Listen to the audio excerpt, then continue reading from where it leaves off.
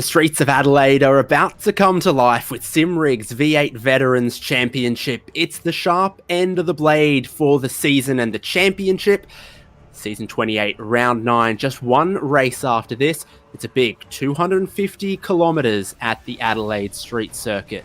Live here on SimSpeed TV, David Haynes with Jake Sperry and Daniel Yeaman as we look forward to bouncing over the curbs and battling between the concrete.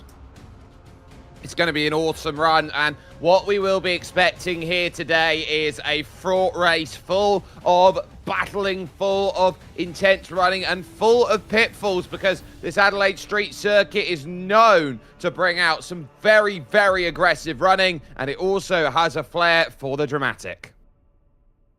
Thankfully, the weather is absolutely gorgeous for today's racing. Looking forward to seeing how that plays out. 250 Ks is a long distance on a street circuit. It means strategy, track position, all of those things will be absolutely key.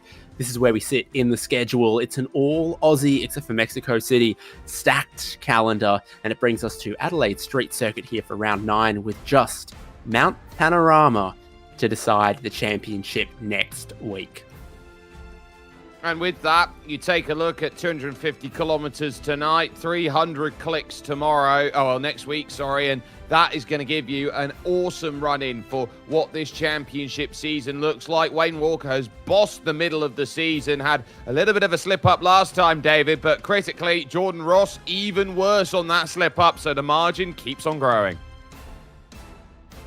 Yep, absolutely. Wayne Walker through that middle of the championship, as you say, getting to the top of the points, and from there, it's about continuing to just accumulate some points as we go.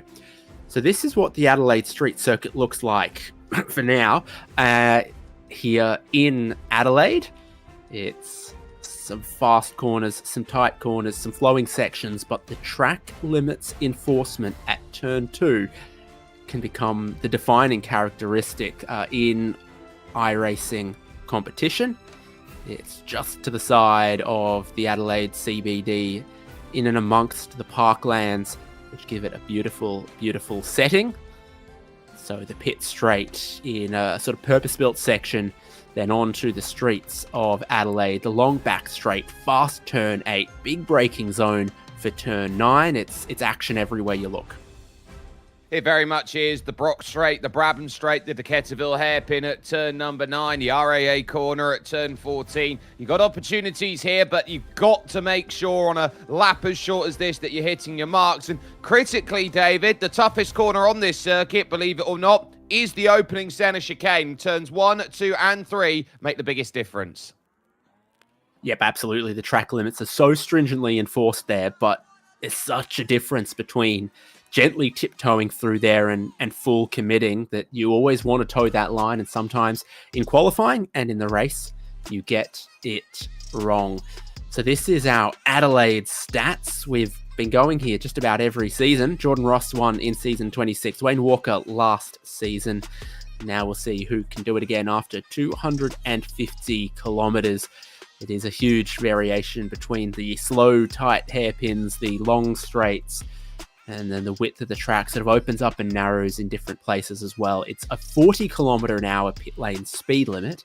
There are just 18 pit stalls for some reason, so I think there's a few of them that are going to be Navy-style triple bunking. Yeah, you're going to have to make sure that you're on your bunk, you're working out well here in terms of pit stop, and it's very, very shallow to get in. You've really got to crank the rotation to get down in onto pit lane, but we're just about ready here to get ourselves into grid formation, which will mean we'll have a chance to run down through your starting grid. It's always a strong grid in Split 1, and this is one of the circuits that everyone so dearly loves, and it's our championship protagonists. Is an easy word to say at this point of the night. On the front row, Wayne Walker with pole position from Jordan Ross.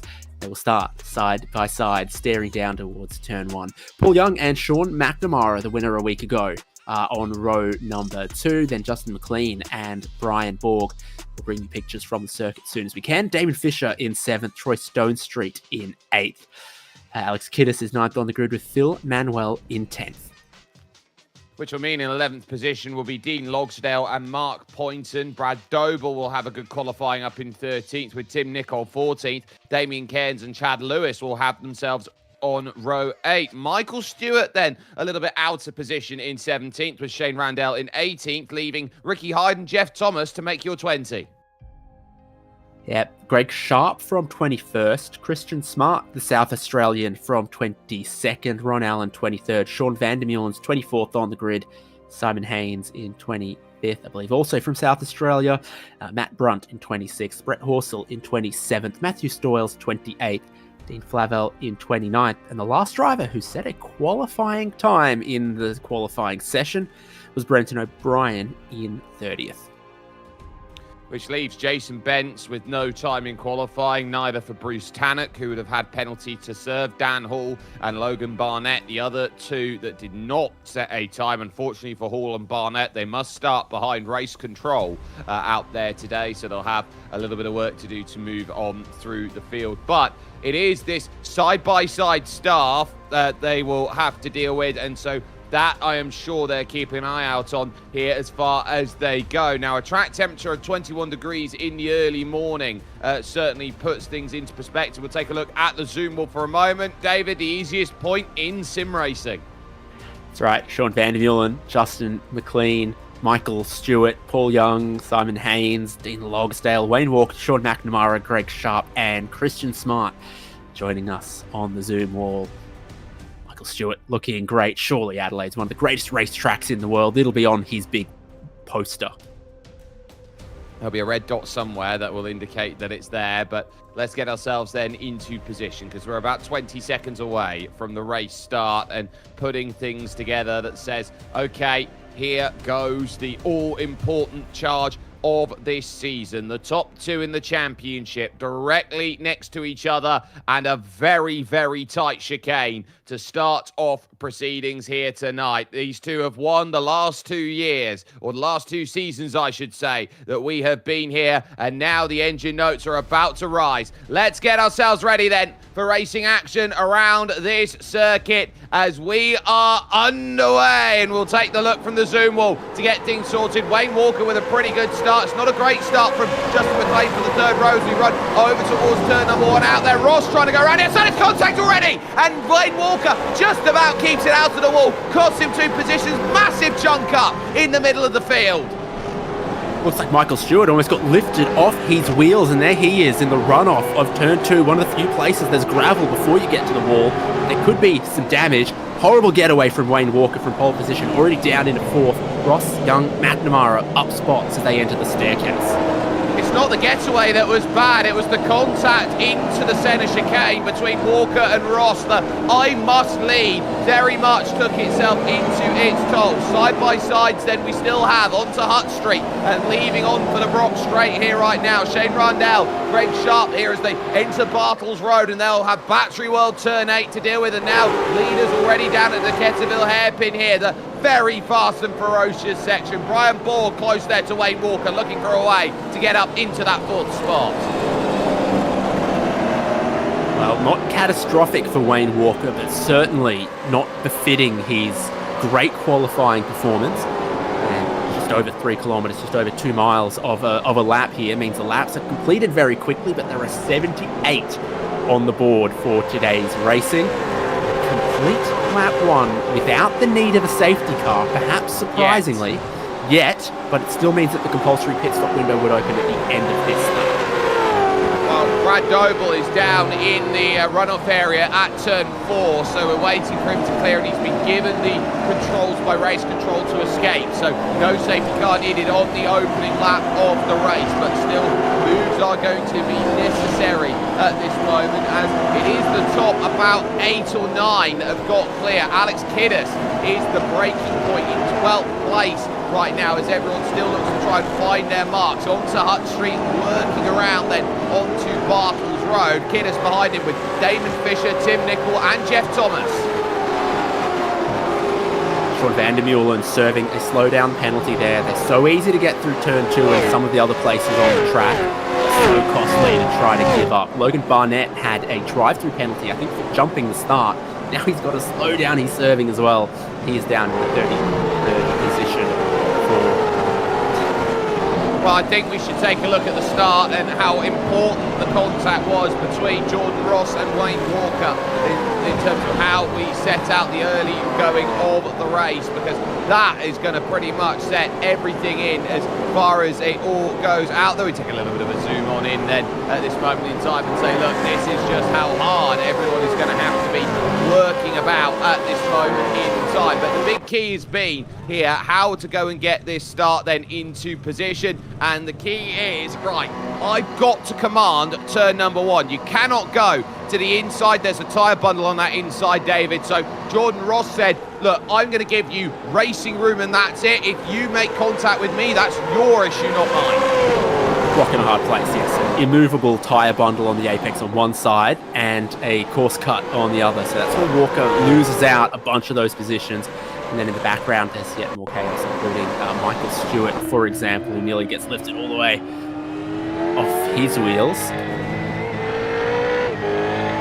So fortunate there to avoid the barriers was Wayne Walker, and that is the mark, the reflexes that he has as the reigning championship leader. Then there was this in the back, just everybody in, and you cannot miss your braking zone at turn 1. It's disaster if you do. So this is Ricky Hyde, bit of a rear lockup, and there's already a bit of contact in front, but it sort of skittles the tightly packed dominoes, as I mix my metaphors, because Skittles and dominoes are different things. I've just noted Sean McNamara has lost 3rd, he's lost 4th, and he has lost 5th on this lap through 3 consecutive moves. So he lost 1 to Wayne Walker. Here's the second then that goes through from Brian Borg onto Hutt Street, and then exiting it, there went the move down the inside. They very nearly, with the likes there of Justin McLean, had a big coming together at turn 8.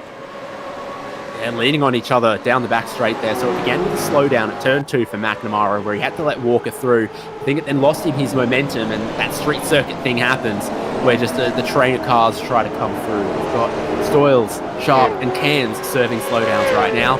It's ridiculous how turn 2 happens in the flurry and frenzy of his opening laps here, and how strictly enforced those track limits are.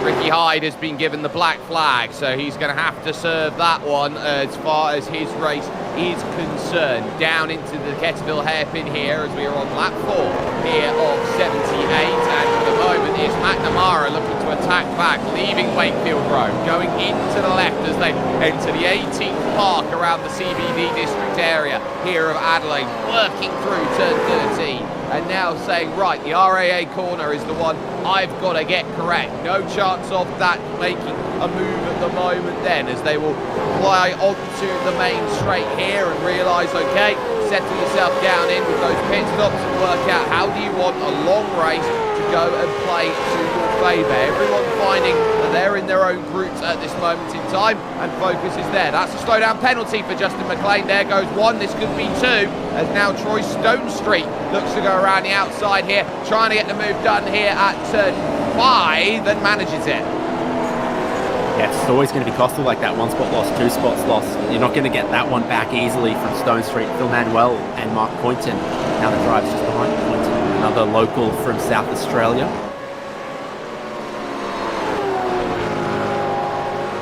Making all of the moves necessary out there. Here comes the drive through as we take a little look then as far as it goes at what makes this Adelaide street circuit so great. All these buildings so close together, making all of the life just so wonderful out there. It gives it so much character, this street circuit, compared to a lot of the others where you say, oh, it's a little bit too boxy, it doesn't have that feel, it doesn't have that joy out there. But David, one of the keys that we've been seeing over this race is who is going to find that big all-important moment of joy that moves them up the places, that jumps them up very well. I think the best mover so far inside the top 15, Jeff Thomas, +7. Yeah, fantastic. So a couple of drivers making up some moves. Jason Bentz also an odd qualifying performance, similar to what we saw at Oran Park a couple of weeks ago. He's up 14 positions. Van der Meulen's up 6. Matthew Stoyles is up 9. So some making big gains, some dropping down. We've had pit stop takers. So Michael Stewart has taken on board fuel. Brad Doble has rejoined the race. Damien Cairns is currently making a stop. Logan Barnett appears to be of the race. Top 29 haven't stopped yet. Ricky Hyde has served his drive, and behind him, some of the walking wounded. Manuel there, serving a slowdown penalty. That puts Dean Logsdale into position to try and find a way up, back into the top 10. He has lost that place to Mark Boynton over the course of this race so far. So Logsdale definitely someone who's wanting to move. Someone else trying to move right now, McLean, to get back at Troy Stonesbury. And all the while, we haven't really paid that much attention to the front of the field here, David, where Paul Young is keeping Jordan Ross honest here at the front. Yeah, absolutely. And then Wayne Walker released into third place. He's now the fastest driver on track. So it's very exciting up this front three, as you can see. Ross leading. Very important for his championship to get these wins and try to bank them before the drop rounds are counted and we go into the final round of the season. Paul Young, he seems like he's very strong here at Adelaide. And Wayne Walker just getting back into his rhythm after being knocked off balance in that opening. Yeah, and here's your standings as far as they go. Wayne Walker, 45 points clear here at the top. Daylight, he's starting to get. Jason Bentz, your biggest mover in the championship. Ron Allen, your biggest shaker, dropping down the order. But drivers like Paul Young, Brian Borg, Luke Ullman, all jumped up courtesy of the fact that both drop rounds have now been applied. So I think multiple times that Brian Borg has been feast and famine in his time in V8 Vets. So once you start to count some drop rounds, to see him jumping up the standings doesn't actually surprise me, because when he gets a good result, he's so quick. There's been a few times that he has sort of struggled to adjust to this style of race. Start the finish line again. Paul Young just behind the leader. On the lap time, will Wayne Walker pull out of the bag again? Multiple tenths quicker than his drivers in first and second. He's probably going to aim to just close up on the back of first and second place before we get to the end of this first stint fuel run. Everyone's starting with 80 litres. Leaders usually try to go to the end of that starting fuel, and at that point it's, open up that pit stop window for the prime strategy, and Walker will want to be within about a second of Jordan Ross, or maybe a little less if possible. I love iRacing right now. On my screen, Paul Young has got completely caved in front of his car right now with a wheel that's popping about everywhere. His car is absolutely fine at the moment, and he is trying to stay here with Jordan Ross, trying to find this move, find this position. Have you tried being about 200 milliseconds closer to the server? No, I haven't, funnily enough. That's your problem, I would suspect. I suspect it is as well, but it's no problem for Paul Young, who is currently chasing down Jordan Ross, and Jordan, I think, will be very antsy in that Synergy Sim Racing 143. He knows that he's got to be going out there, scoring and doing everything he possibly can, because he knows what today is going to be out there, as there's trouble for Van der Meulen, and that could be the call of the first safety car then today, and that's going to be huge. I think the engine's dead for Sean Van der Meulen. He's got the meatball flag waving. It's on the Brock straight by the looks of things. You're popping up and down your gears, so he's either clipped the wall on the exit of turn 7, or he's done it on the downshifts. Wow. On upshift, halfway along, he has run the rev limiter, and I don't know whether he's downshifted when he's meant to upshift. We do have a safety car here for it. So Sean Van der Meulen, well, he's had a horrible second half of his season. He can't buy a finish if he could so want to at this stage, and that is going to put everybody into mind where they've come in. Now, I note here, Justin McLean, Matt Brunt, Matthew Stoyles, Brenton O'Brien and Dan Hall all jumped into pit lane before the call of safety car came. Yeah, the leaders are all going to jump in as well, sure, and probably not lose out too much. One of the unique features on the back straight there is a little ad for Holden, and it's a nod to the manufacturing history and the automotive history of Adelaide, South Australia, and its contribution to this championship. Here's your leaders just coming in the lane. Ross, Young, Walker, they're all diving in past the floating Barney. You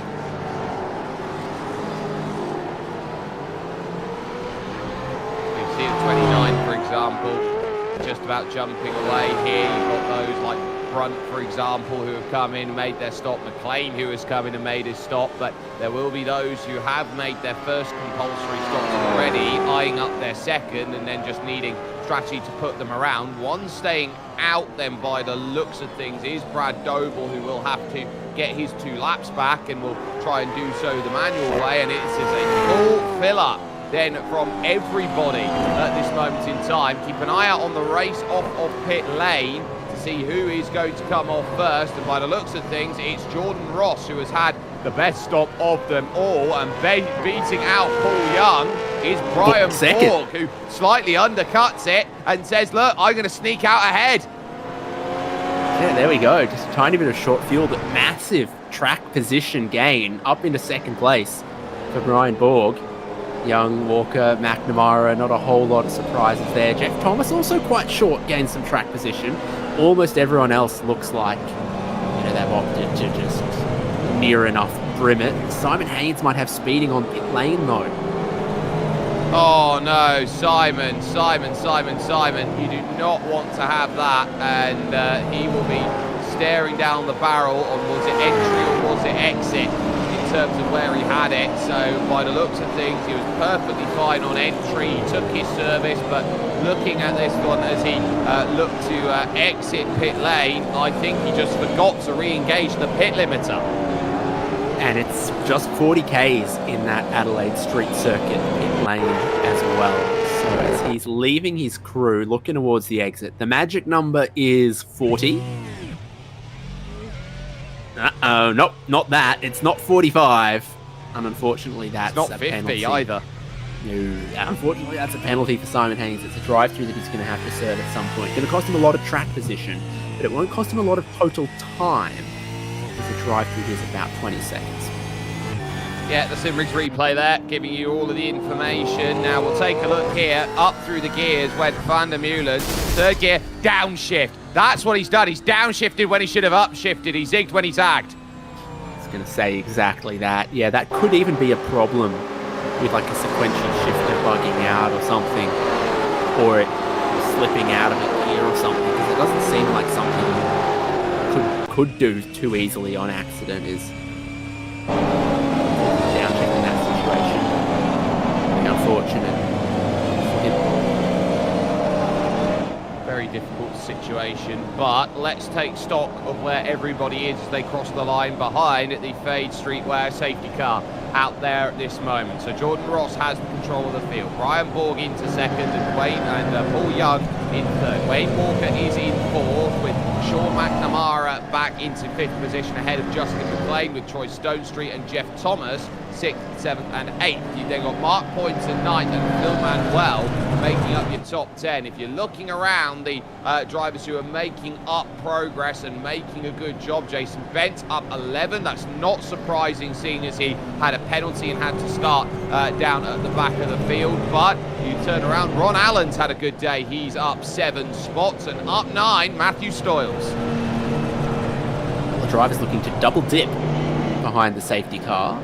So Simon Haynes is back into the lane, which will clear his penalty, and also I think he's looking to top off that fuel tank. A chance that Brenton O'Brien is doing similar deep in the field. He's just hope to get stay out, get back on the lead lap, and then come into the lane and take a elongated surface to really bring the otherwise unrestricted fuel tank of these cars, which are big, greater than 130 litres. I think Brenton's desperately been trying to repair some damage that he picked up lap 1. He was one of the drivers who was calling for race control straight away. He's been the big man at the Evolution Racing team for a very long time. A very influential figure in Australian motorsport scene has Brenton, and as well for Australian sim racing. He's been a fantastic ambassador, and ultimately he's not quite had the rub of the green here today, but he's hoping that he finds his opportunities that come along. So now I turn around and start talking about those who maybe haven't had the best starts in the top 10. I turn to Wayne Walker and Sean McNamara. How do they get themselves back on track here, David? Well, the conventional strategy now as the wave arounds begin would be that you're looking to make only one more stop, but with this early safety car and an early first stop in a 250k race, you're going a long way on these tyres before you stop, and then going quite a long distance to get to the end as well. So really do try to keep pace with the leaders, try to drive tidy, and if you can extend your fuel a lap or two, that might be important on a street circuit when it comes to that pit window, because pitting too early will get you in some really gnarly traffic on a short and small circuit like this. Race control have said we should be going back to green this time which will take us to lap 13 here of 78. And for Jordan Ross, a chance now to focus on the mid-stage of the race, if he can, with Brian Borg, Paul Young and Wayne Walker all directly behind. Now, a good chance as well to talk about those who really haven't had a good start to this race, which is Shane Randell and Ricky Hyde. They've not had a good run. Brad Doble still trying to fight back to get to the back of the field. So they've been mired down in the back, and they were caught up lap 1 in the middle, which created this bracket in the middle of the field where about the top 15 broke away and everyone else was in this second group. This is now their first chance to really start making moves if you started outside of the top 15. Yes, so certainly drivers like Stewart, Bentz, Smart, ones to watch towards the end, even Chad Lewis right now, who sits in that 16th position. Almost everyone looks like they've filled their fuel tanks, with those couple of little notable exceptions like Jeff Thomas and Ron Allen, and maybe even Michael Stewart, are going to have just a little bit less flexibility in their pit strategy. And flexibility often is the way that you win the races, because you can jump onto whatever strategy you need to. Brian Borg realises he's going to have to attack Jordan Ross. He's going to have to attack him quick here on this restart in the Mustang mods, number 017. And he looks over at Jordan Ross here, 143, fighting for the championship. Brian Borg goes, I don't care if I win the championship, I want a race win. And so he'll sit there with Paul Young, ever consistent, Wayne Walker there in fourth, just trying to manage the margin at this moment. And then Sean McNamara, winner in the rain at Sandown, looking to try and bring himself into play. Jordan Ross waiting then to try and stamp down through the middle of the corner, and he is going to absolutely launch it off of the exit here and say, this is my restart and I am going to break away. We are back underway on running lap 13 here at Adelaide into the centre chicane. They go nice and easy as they tiptoe through, and now look to try and start working out where their next opportunity lies as they go into Wakefield corner at 4. Good restart for Jordan Ross and a good restart for the whole field. No slowdown penalties to be seen, and Brian Borg is already looking super aggressive. Him just monstering Jordan Ross through the staircase section here. Off the staircase, on straight, and now looking here for Battery World Turn 8 as the next place to really start giving it the one-ball, big, long, arcing right-hander then that sets up the run on the brakes. How deep do you want to go? And Brian Borg trying to get it slowed up there. Had to put a lot of lateral movement in to make sure that the car would in fact slow down, and just about managed that one without too much concern there. So that was good enough in terms of what was needed, but now they'll take the final couple of corners here over to the RAA at 14, and this is where you're going to have to start saying, okay, well, that's a lap in the books. How long do I want to sit here? As everyone has been well behaved on this restart, single file through the entirety of the field. Yeah, everyone with their new tyres getting back up to speed, back up to temperature, now attacking the first chicane at full speed. Even more jeopardy, and Jordan Ross seems to have found himself just a few little car lengths versus Brian Borg, how they were on that restart. This left-hander here, a curb that you can get all the way on top of the footpath and cut that one, and there's a couple of other curbs though that you can't. It's a pretty sharp one there, and at turn 7 it's a very sharp apex curve as well. Yeah, those apex curves are high, and These cars are very, very good at riding the high curves. You don't see too many spins that come off of it. You've got to be patient on what is a car that still applies all its power through the rear tyres. You know, we talk about an age of four-wheel drive, David. It's not quite the case of where we see that at this moment. Then from this era of supercar out there, and I love it because it gives you that old school feel of you've got to feel what the car is doing because you're reliant on the steering and the amounts of power that gets put through the rear tyres. So we're highlighting who's going to make up some positions post the safety car restart, and my goodness, I think Dan Hall's side by side with Dean Flavel. Jason Bentz has been making so many positions. We're on board his roof at the moment, just in front of him. He's trying to line up Damien Cairns, Christian Smart, Ron Allen. Allen took that really short fill of fuel, so his car is light. He jumped a whole bunch of positions, but he might be now fighting in a weight grade that's not quite his. He has got Christian Smart just behind him, but as I say that, they're catching a group kind of being formed behind Dean Logsdale, so it does become very single file and follow the leader, and one pack catches another.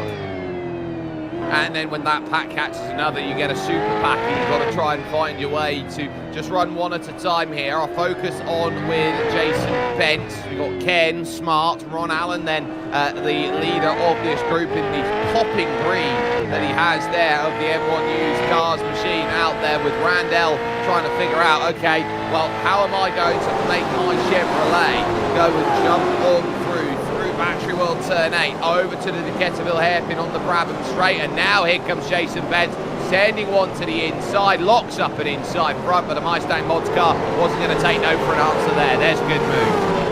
Well, he had Damien Cairns absolutely covered, but the problem in a train like this is suddenly he's like, wait, am I going to lock up and hit Christian Smart, the next car up the train? So that was what he had to be really careful of. Not dive bombing the car that he was fighting for position, but dive bombing the next car. Such is the advantage that he seemed to have there. Walker with a slowdown, McLean with a slowdown. Slowdowns everywhere in the top six as the centre chicane begins to bite, and complacency is a killer.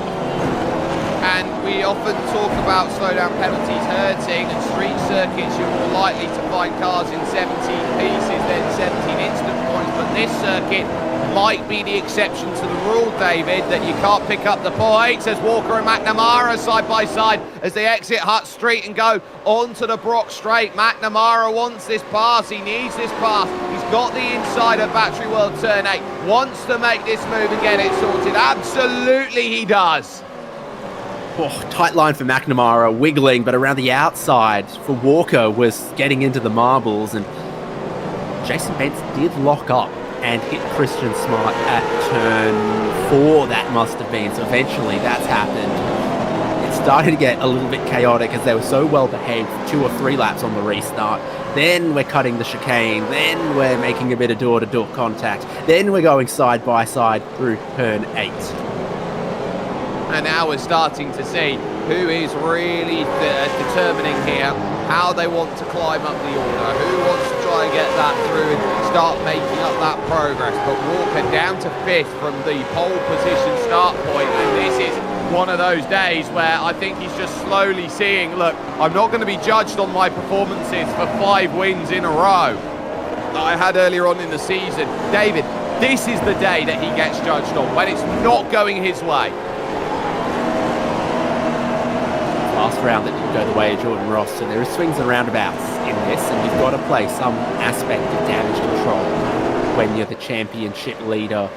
You've got to check your drive and play with soft hands sometimes. Soft hands will give you a lot of pliability out there in terms of holding a cricket bat, and so for the moment that's the case of what you've got to do from a car perspective here from Wayne Walker, who sits on the back of the Decaturville hairpin looking at Sean McNamara, but not necessarily finding anything of note in terms of a move. Mark Poynton starting to get a little bit close in this group as well to Jeff Thomas, plus 12. He'd already made 7 before the stops. They've got another 5 in the pit stop, did Jeff Thomas, and he's just been quietly working about his business right now in the red, the black, and the yellow. Almost Aboriginal style colours out there on that lovely, lovely livery that he's got working at the moment. And I tell you what, Jeff Thomas has been driving a very, very smart race here. He hasn't overextended at any point, and he's doing a brilliant, brilliant job of it.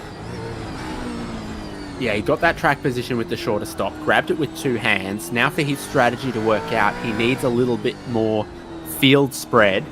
It's not quite happening because 10 seconds behind him still takes him to about 19th place. Yeah, but if that field spread keeps happening in this stint, to the point where in the 10-second window behind him there's only 4 or 5 cars, still a net gain. So the top 10 keeping pace is absolutely in Jeff Thomas's needs. Yeah, it's his MO at the moment. Oh, Poynton has to put a full lot out there. He's gone right down, 3,000 revs only down there to get it slowed. He really had to fight to get the engine to whir back up afterwards. I do want to go back down the field as there is going to be a move down the inside at the Kettleville hairpin from Dan Hall over Matt Brunt, so that will be a pass in for position. You notice 4 in the line there, David. You've kept your eyes on Dean Favell, that wonderful tribute livery he's got going on to either a Chaz Moster or maybe a Mark Winterbottom. Yeah, every race this season seems like Dino's run out a different classic supercars livery, but slightly altered into his own flair. So crack open a cold, refreshing can of Dino Max or a 600ml bottle with your KFC. But yeah, that is an awesome tribute livery. We've seen him pick up a whole bunch of other ones this season, and it's something new for the eyes every round. And so Flavel flair for the dramatic is there. Your last pit stop's then on the left-hand side of your screen and showing you just exactly when everyone has started to make those stops and how long they were. Brian Borg, critically, 3 seconds less in the stop made all the difference. Jeff Thomas had a very short stop, 23.8 seconds only was the service time that was there. So that just tells you here who's been making differences out there in their pit stop at the safety car. And Jeff Thomas, I would indicate with that, in the number 43, should be the first car we know to come down in. Oh, trouble in front of him. There, massive slide there for Justin McLean. That's going to almost cost him a position. He gathers it up before Troy Stonestreet gets there. Rear lock up, it looked like, into that braking zone, and also with the curve that you take as you're beginning to slow down, you can also push wide and touch the grass so easily in these cars as well. So many things can catch you out. The downshift to first gear or carrying too much speed through turn 13 and into the braking zone for the final corner. The way he feathers the throttle there into turn 5 and does so again there into turn 6. It's hardly like he's touching it, but what you don't understand maybe if you're just looking at this from a perspective of how much he's set up those pedals is actually how heavy that brake pedal is. And got quite a decent length of travel to the throttle pedal as well, which is so key because you've got to be precise with it in these cars. You've got to gently apply it and tickle it as you're coming out of some of these slow corners. It takes a long time to get from partial throttle to a fair bit of throttle to full throttle coming out of a corner like that. Yeah, oh, look at that. A lovely blip change there, working through, engaging both, actually all 3 pedals there as he works through McLean. Now, let's take a look and see how he goes and works this corner. And you see how much work he's having to do to get that slowed down. Is it any wonder he locked it up into the final corner of RAA? And as we were watching McLean here, those 2 drivers in front of him both cut the centre chicane a lap ago. McNamara and Walker both with a slowdown, so he's gotten heaps closer to them, with Stonestreet, Thomas and Poynton just behind him. So the 4th to 9th, so tightly packed into just 3 seconds here, and it's letting the top 3 of Jordan Ross, Brian Borg and Paul Young get away. Right, second compulsory pit stop for Jason Bent. I turn around and say it's lap 21 here of 78. you're asking to go 58 laps on the tank, which I think is doable, but how much are you losing in terms of tyre drop-off out there? I think it's early as we take a look at that. We say critical lap, second stop, 31 to 34. I think Jason Vents might have a problem, and he's looking at this going, not great. It's out the car. Oh, I was hoping for a 3-stop strategy, but it might be. It's out of the race. It's a real shame. And so this stop's going to go on for a very long time, but we'll continue on here as we make the run to turn 14 out there. And in fact, we will switch back over to Latchery World turn 8, where Simon Haynes and Brad Doble fighting down at the bottom for 30th spot. They get on the brakes and now start thinking about their recoveries up the order, with Shane Randell and Brenton O'Brien just in front.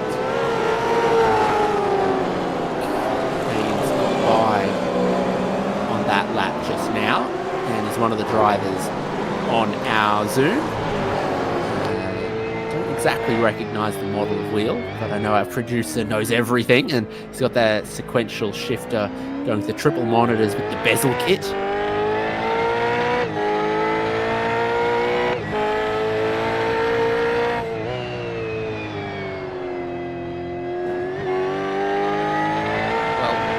Like we could be saying Fanatec version 2.5X. Oh, off in front. That's going to be a big off there for Bruce Tannock, who has managed to go barreling down the escape road at Wakefield, and the Magan Turbo Motorsports car was going through. I was just going to quietly mention, if we ever had the chance to get to him, just how quiet of a run he's had and how important it would have been for him to have a quiet run after how he was involved in absolutely everything at Sandown, but he's just gone sailing through and he's ruined that for us. It looks like he's actually he scuffed the wall on the exit of 3, and then he's bounced to the curb in the braking zone for 4. So maybe the car was damaged a little bit from 3. I only saw it from him skateboarding the curb at 4 and sliding on. Yeah, mine's an ollie in terms of the trips on that, but Bruce Tannock then back into 31st position with a little bit of work to do out there in the pack. They're all starting to find their own little mini battles out there here. A car here, a car there. The biggest pack right now is currently behind Matthew Front at this moment. Greg Sharp. So Sharp is there, then it's Front. Then you've got Flavel, Horsell, Ricky Hyde. They're all there. That group of 5 is well focused then on the orange for the moment there of Matthew Stoyles. And then also you've got working here the grey-white, white and yellow of Alex Kiddis. There, this is your scrap going on for 11th spot with Lodgedale and Damon Fisher trying to move back up. Fisher starting this race inside the top 10. He's -6. So as is typical of street circuits, just a couple of packs forming all throughout. This is one of them.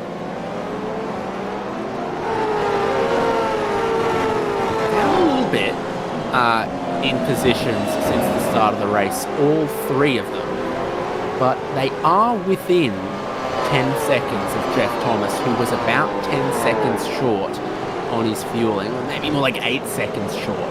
So they want to keep their pace up to remain close to him, and they might get him back on the next stop. A few stories like that through the field. Christian Smart here, having to defend against Michael Stewart, so he's just lost all quiet while he's just looking around this thinking I could lose the place, but they're both on screen at the moment. Michael Stewart on the right, Christian Smart in the left, bounding over the centre chicane here, and the difference then of what they have to deal with, both with those circular wheels that they've got about, well, one circular wheel out there that's really starting to tip on into perspective, and Michael Stewart all of a sudden sees that gap really open up, and that's how quickly the slowdown penalties can bite you around this circuit. Yeah, because he was, ironically, in a way, so close behind Christian Smart that he couldn't see enough of the turn-in points and the curbs, and he got it wrong at turns 1 and 2. He wouldn't have done if he was a little bit further back, and it would have given him a better run at turn 4 in these other sections. So it's little lessons like that learned, but it's just so tough to spot where that limit is with that apex curve at turn 2 and the game of chicken that you've got to play with it. Brian Borg got that game of chicken wrong, and he lost about a second to Jordan Ross on this lap. Now Paul Young's just behind him in second. And Walker ahead of McNamara now in 4th and 5th. I think that might have been the case for a little moment already, but is important. Stewart lights up those rears. Yep, so Sean McNamara then in that 5th position will turn around and realise, okay, these laps, they keep ticking off, we keep losing out in terms of this regard, and that pass going on lap 22 for position then, and that one would have been done, I would assume, into the Decaturville hairpin, and that was how Wayne Walker has gone through. But our focus then has been with Smart and Stewart right now. All the greatest racing tracks in the world, they're on the wall right now for Michael Stewart, who has been really putting the hard yards in then on this race and realising, okay, what do I have to do? Back onto the Brock straight here through Battery World turn 8, over onto the run to the Decaturville hairpin and turn 9. And again, every time you try and figure out where are you going to go and find this move, where are you going to jam on the brakes on into this hairpin, you've only got a couple of big overtaking zones. There's not really much you can do. Tim Nicol, for example, trying to eye away back through on Chad Lewis for position. He's finding out just how tough it is that you've got to try and work hard to get this working. 2 Chevrolets, then a Mustang, and then a further Chevrolet. Allen and Cairns with those short stops in behind Lewis and Nicol, and that's eventually something that you're going to have to pay when it comes to stop number 2. Critical lap for that is about lap 33-ish, perhaps, which is not that far away, but then it would be a mighty long run on the tyres to get home from there. But you might find yourself having to do that if, for example, there's a safety car just after that window.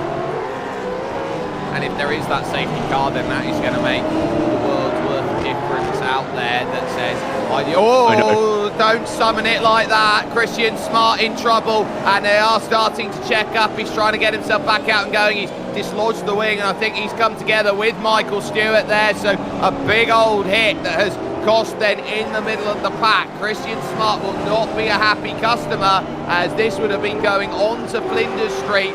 Stewart was up the inside, and I don't think he's got clearance then to go through. So he had a massive wiggle to begin with. Here comes Michael Stewart up the inside. Always going to happen when you're trying to shut the door like that.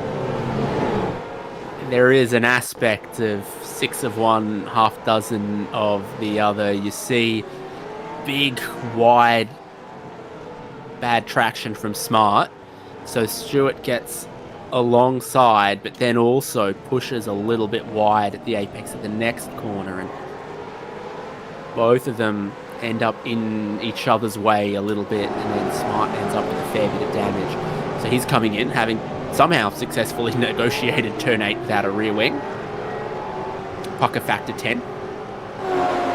And critically in that, David, he will get his use of his one fast repair if he didn't take it the first stop, to say he's still got a chance in this one. So that's their battle. Poynton versus Thomas, 8th and 9th. Mark Poynton would have got this move done, and would have got it done coming off of Hutt Street. So Jeff Thomas, I would assume, served a slow down penalty. It's always possible. They're flying thick and fast, and it's just so difficult to judge that line.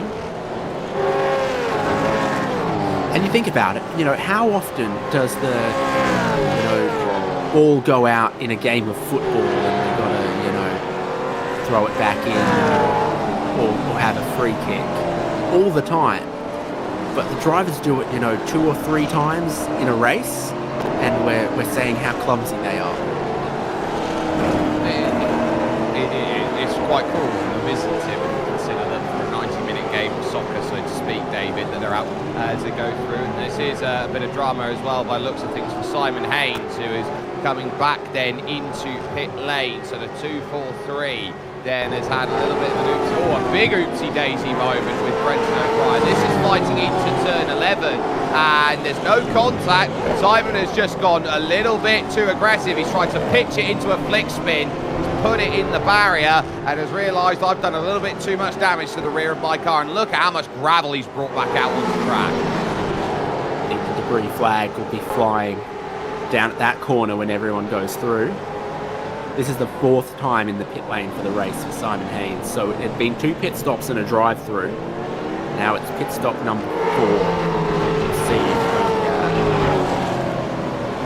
get Simon Haynes back out on track again. It's that gravel. Oh, Borgie's in the wall. Brian Borg has hit the wall at turn 4, and now he's going to be put under all sorts of pressure from Paul Young. Here he is right now on Flinders Street, onto Hutt Street. They'll come along, and one mistake, one missed braking zone, and Brian Borg suddenly is under a lot of duress. Yeah, Borg had previously been just tucked underneath the rear wing of Jordan Ross, then he dropped further back from that, and he's had a problem so far on this lap. How does the car perform at turn 8 with Paul Young just behind? Not great.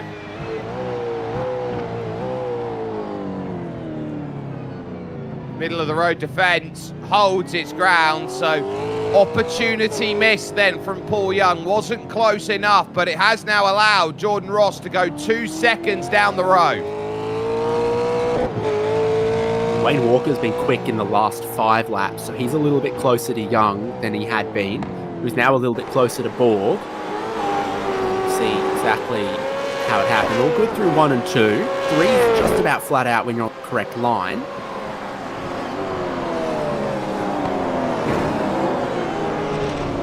Bosh. There it happens. It's a glancing blow, but it's enough that it's put the pressure on.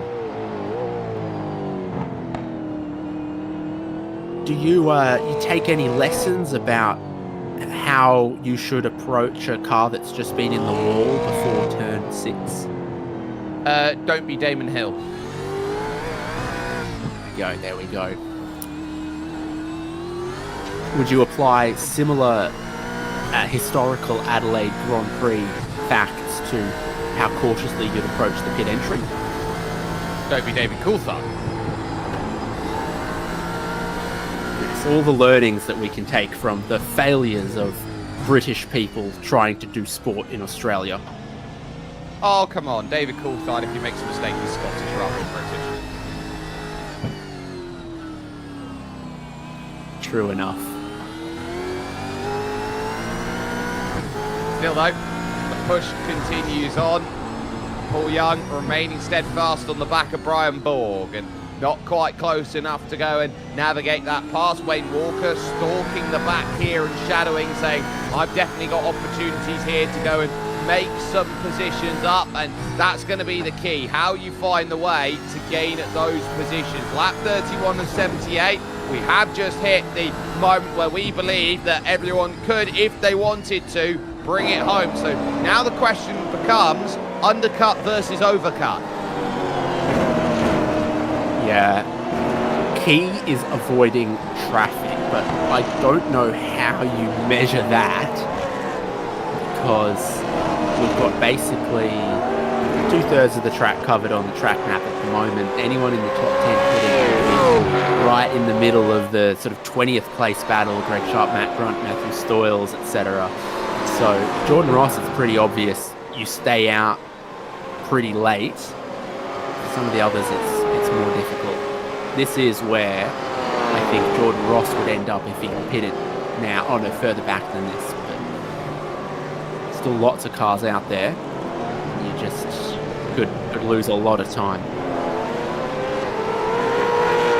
Keeping close eyes out then on what drivers have been doing. Justin McLean, I think, has been keeping his eyes open, realising that gap has been clawed back down, and he's been having a little bit of a struggle out there. He's hit the wall at turn 8 on lap 29, so he's had to be careful at Battery World turn 8, and this is what you find.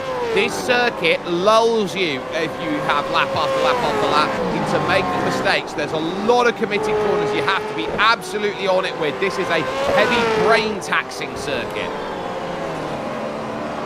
yeah, it sort of never ends in that way. You're always doing something through this section and sequence of corners here, from 4 through to about 7. And that fast, committed back straight. You've also got to be fast and committed in turns 1 and 2. Another place of just sort of trailing the brake gently, turning the car in and hoping that you're exactly perfect in your position. You can't wrestle this circuit. You don't win this one by muscling it. You win it by just being pointy and dexterous and finesse in terms of the way that you have to go about this one. Stone Street still following back behind Justin McLean. Not quite close enough to go and make this move, but it's all about focus. And I'm starting to look at Jeff Thomas here, who's starting to go the wrong way on tyre life by the looks of things here. He's using them up a lot more. Phil Manuel has caught his way up, and now this will be another chance then to move up a place. Manuel looking for a way to get up into 9th. Turn 11 here, he got the curbing pretty poor. And struggled to get into the final hairpin as well, so those are some of the struggles for Jeff Thomas at the moment. Good move by Damien Cairns as well to gain the place. Tim Nicol went sailing deep at the Kettleville hairpin, and that was more than enough to get the move, and all that pressure from Phil Manuel has just opened away then with a slow down penalty. Well, we think this is a critical lap, and Dan Hall is in. Yep, he believes it. I believe it for him as well. He'll dive in, and he'll be the first one to say, look, I'm going to try and make it happen, and I don't blame him from the group that he's just come in just ahead of here, of Sharp, Brunt, Stoyles, Flavel, Hyde and Horsell.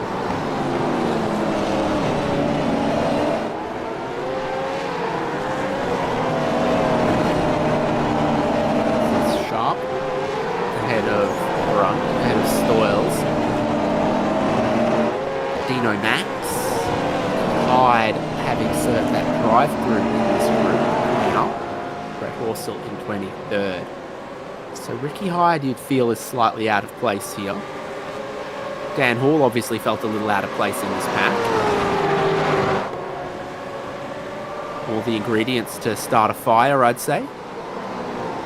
Oh, well, I'm very happy that my country just had a bout of rain this morning, so I'll be very happy to see there's going to be a fire in that regard. Greg Sharp then, look at it, single monitor though, but with the VR headset then, that's working on through. Fan there at the back trying to keep him cool if he should ever need it. But for the moment, he is now really trying to just focus on getting away, but he won't have to. Oh, Matt Brunt almost getting run over by Stoyles as he dives down then into the pits and says, hey, look, I'm going to go for it. Paul Young on the radio. He's not happy with Brian Borg out there or someone of that ilk because he's desperately trying to get through and make that place. He might not be happy about the way that these lines are being taken. He's looking every which way to find his opportunity to make the pass, and he just cannot find a way through here. He's stuck in the flypaper. Walker's gotten close to them as well as all of this has gone on. Second, third, fourth. Now super close together. Jordan Ross with a lead of 5 seconds. Paul Young looking for a way past a slightly damaged Brian Borg.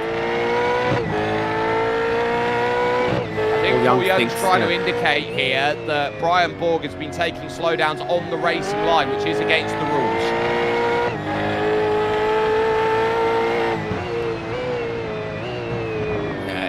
Serving them in a way that can be perceived as blocking is also something to keep an eye out for. Board with Walker right now. Such a challenging section, to be honest, because traction out of tight and slow corners is always so difficult for this car, and it just lines up 4 corners in a row of you having to just, okay, repeat the trick, repeat the trick, repeat the trick. Sure, you can land a somersault, do 4 in a row.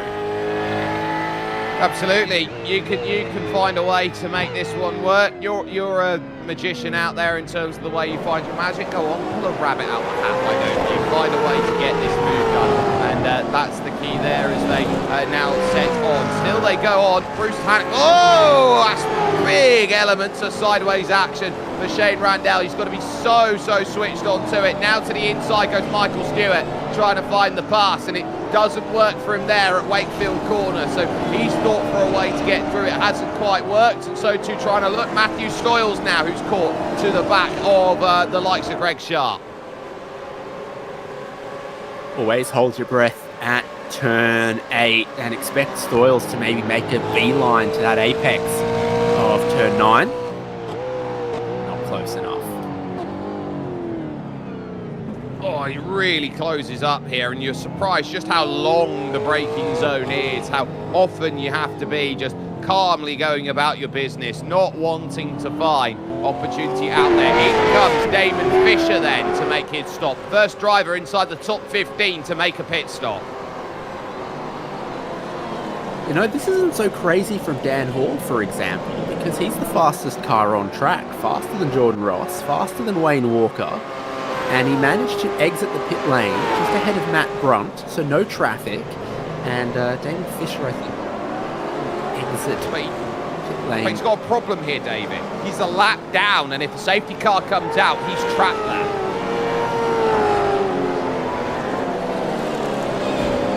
Yeah, it's not great, but I think the balance of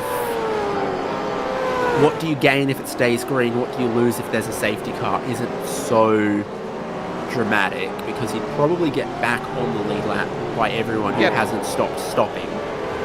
Yeah, but he'd lose all the track position.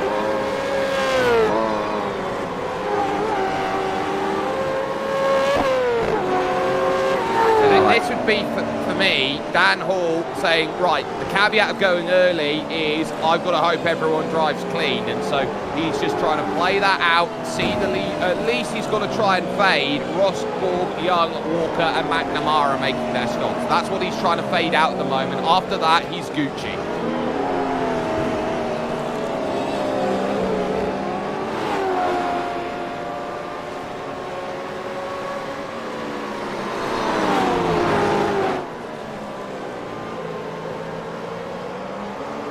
Brian Borg doesn't look like he's had any more slowdowns to serve since, just ahead of Paul Young and Wayne Walker. This group compressing just about half a second to Jordan Ross in the lead of the race as well. So intentionally, unintentionally, Brian Borg's having his race, but he's playing a pretty good blocker for Jordan Ross. Getting word then for Brian Borg, they're going to investigate the slowdown after the race, so that will be a case of race control. I think doing the right thing here and saying, look lads, play on. This is a look then of Matthew Stoyles looking to try and get the pass done then on Greg Sharp, and no surprises then out of Battery World turn 8 over down at the Decateville hairpin. Lunge it down in, get the run, get it slowed up. That is the quintessential turn 9 pass. Yeah, absolutely perfect. I think he ended up so close at the apex the other lap. He thought, why don't I just have a look down the inside anyway? The compression of the field as we bleed the speed off means I'll probably be down the inside, and then he just got a slightly better run through turn 8. And he went for it. You've got to be careful at turn 8 not to turn in too early, because you could hit that arm coat at the apex, and then that puts you into the wall on the outside. Oh, speaking of which, Damon Fisher in the wall after his pit stop, and this is at turn 12 that he's gone in sideways, so he'll continue on, but he was trying to push on those fresh tyres for Shadow Racing, the 505, and he has got a bucket full of tyres, and boy is he happy that they haven't stolen the tyres like they did at Markham last week. Yeah, this street circuit, they've got a little bit of history about packing it up and packing it down. They've done most of their work in preparation already. Yeah, close second, third and fourth here. Quite a few drivers having made those pit stops, that second pit stop to get them to the end.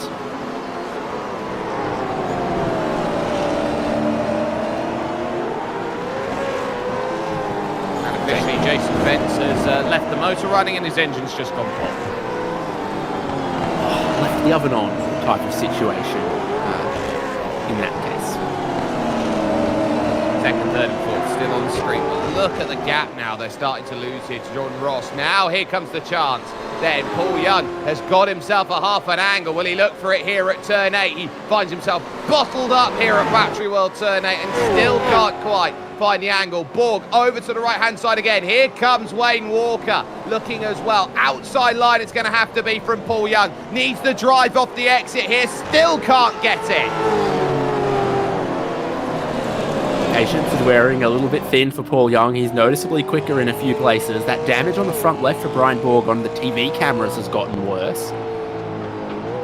And Young's sort of got his feet to the fire with Wayne Walker closing in on the both of them as well, and just making this all a little bit more uncomfortable for him.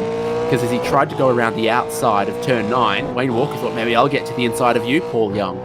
So now he's rock and hard place. It's almost like he's ripped that front left fender completely off with the arch over the top still there, but definitely losing a little bit then with some contact, because I see exactly the same at the moment. Thank goodness for that. But for the moment, Paul Young really trying to find a way. Justin McLean in then, and that is another important pit stop that comes in. Where does McLean factor into this race as they attack Hutt Street onto the Brock Straight once again, and Paul Young really wanting to get through, but Brian Borg better on his drive this time over towards Battery World turn 8. Yeah, so you've got to be perfect through turn 8 if you're going to try to make that next dive. He's quite as close, doesn't mean he won't have a look. Right side, watch this. Wayne's going to go diving in. Look at that. That is brutal for Paul Young. He spent so long trying to get that move, and then off he comes. Yeah, it was have to be, you know, take your shot or go to the back of the queue, and he wasn't able to get past Brian Borg before Wayne Walker got a little close to him. Greg Sharp seems to have locked up and gone off the road. He's some of the tyre marks there at the final corner. And we are now 31 laps since they pitted under safety car, 37 laps to go. So almost at that halfway point between stop 1 and home, might see them take stop 2. SimRigs replay here of Wayne Walker just getting it to the inside and saying, no, that's my apex, you're going to have to leave me room for it, and as such he did. I'm keeping my focus on Justin McLean for the moment because he's got a massive pack of cars in front of him that he's going to have to clear on his strategy right now. Look at it, Doble, Horsell, Flavel, you've got Hyde, you've got Stoyles. He's got to get through all of them and pass them on track for position, and he wants to start utilising clean air on his outlaps. This is where I suggested that the leaders are probably going to run long, because this is the worst case scenario, and like I said, for most of these drivers, they completely filled their fuel tanks at that first safety car. They can go another 20 laps if they need to. They're not all about to pit and jump out of his way, you wouldn't think.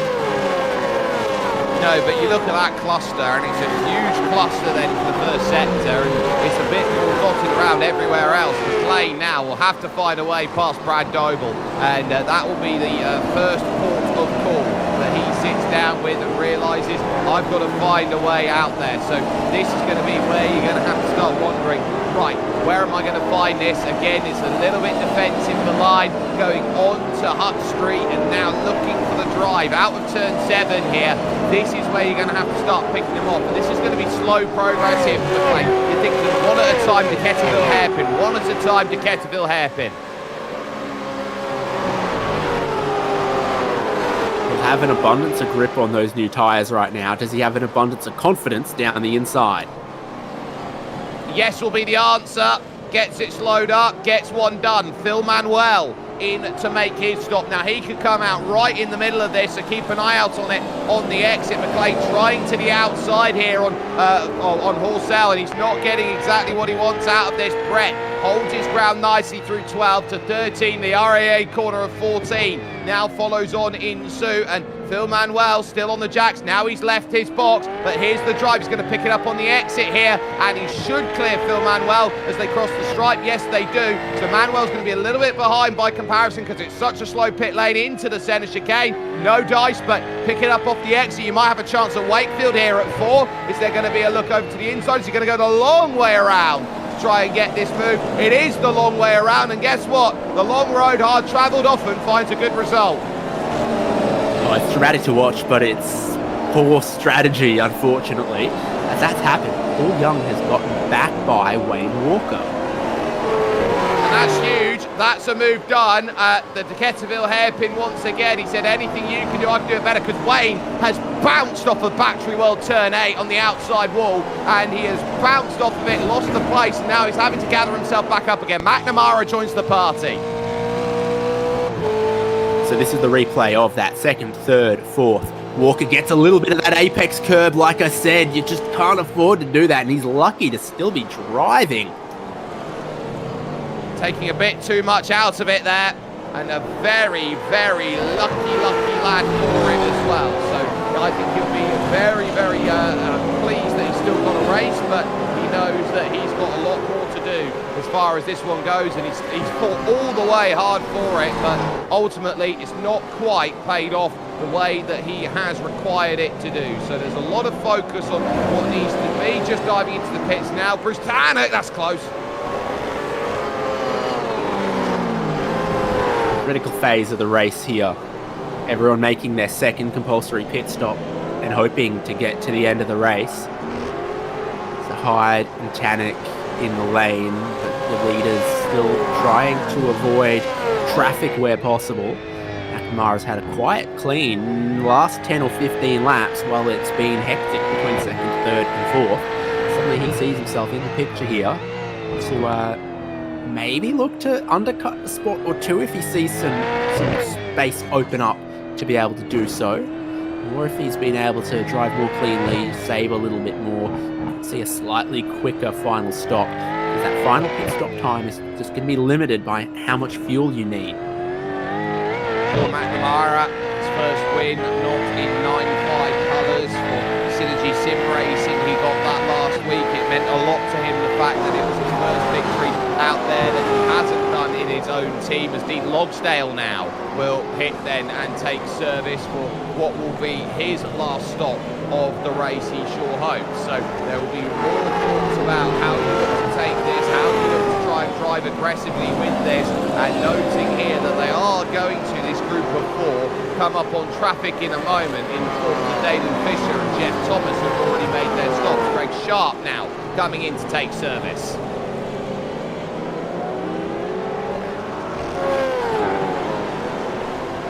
Yes, so 35 since they stopped under safety car, 33 laps to go. Right now, you're staying out because you're worried about traffic, not because you're worried about tyre life. You'll take your next set of tyres as far to the checkered flag as you've already taken this set of tyres right now. So an undercut, if you could get it, would be lovely. The opposite side of that is being in the situation that Justin McLean found himself.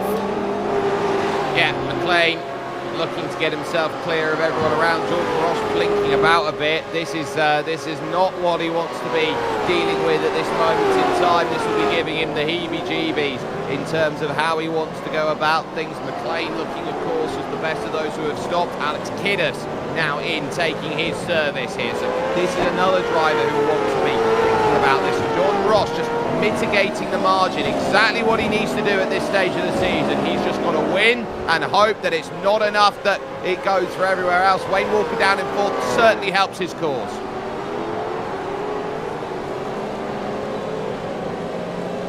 More drivers jumping into the lane, like Stoyles and Doble, who nearly did the David Coulthard on the pit entry. There's a little bit of traffic down the front straight. You've got to watch the blend on the exit too.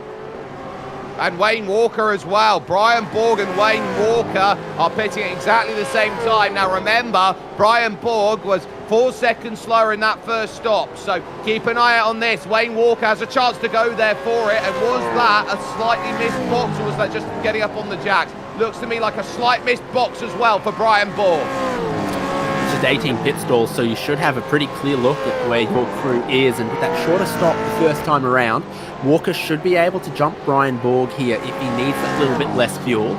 Walker's been very good at measuring the right amount of fuel in his pit stops as well, and getting it just right. Oh, Borgie's off and away again! Borgie's trying to do it again! They're going to be side by side as they get up to speed, and emerges Brian Borgs! Oh, dramatic, dramatic. Watch this pit exit as well. You got to be so careful taking that pit exit. You got to be so careful being on the road there, because that's instantly a slowdown for Ron Allen as he jumped the second curb because he was unsighted from the others. Borg's oh, Borg's up, bang! In the wall, Brian Borg, done cold tyres at turn 4, in the wall, and that might need to be a safety car. The yellow light's flashing, the smoke's leaving, Brian Borg's got a mechanical black flag, and as they exited the pit lane on their new tyres, they were in and amongst the traffic. Some of the traffic had slowdowns.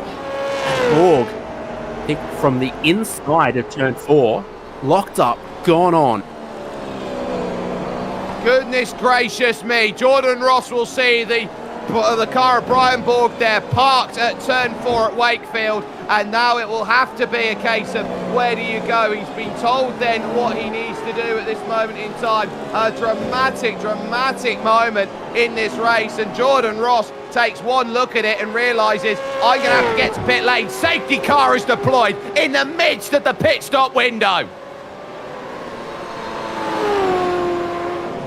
Ross and McNamara should be okay. Still got Chad Lewis and a few others that need to pit, but most of the field had made their second stop, and it was as they were leaving their second stop for Borg and Walker that drama has transpired. Paul Young, absolutely wonderful out there in terms of what he's done. He's got the lot of them. So Paul Young with a great stop has put himself into play. Oh, and that's scary on the rejoin there. Brad Doble had gone in deep, had been stymied by Brian Borg, and very lucky on the rejoin there with Wayne Walker.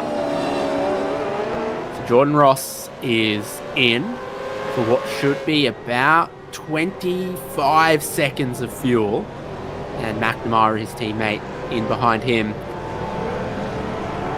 I think Ross has got this, but McNamara versus Young and Walker could be interesting.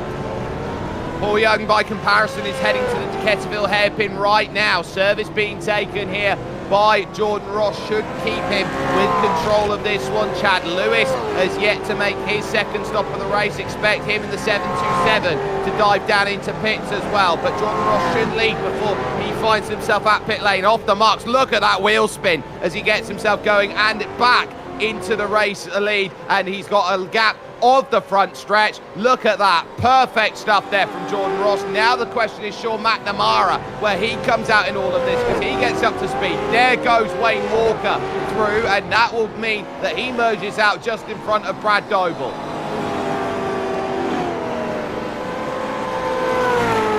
Pretty good situation for Paul Young, and we'll get compression behind the safety car in not too long, and Wayne Walker will be up in third with a view and an eye to Jordan Ross.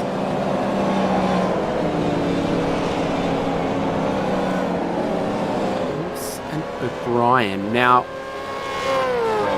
what an odd strategy today for Brenton O'Brien, but he could be out in not too long and in a pretty competitive position here. So he had that very early stop, even just as the safety car was being called, then came in with the safety car, now making his third stop of the day, but he just is having a little train of cars passing before he can get to the pit exit here, but he'll still be at least plus 10 spots, it would seem.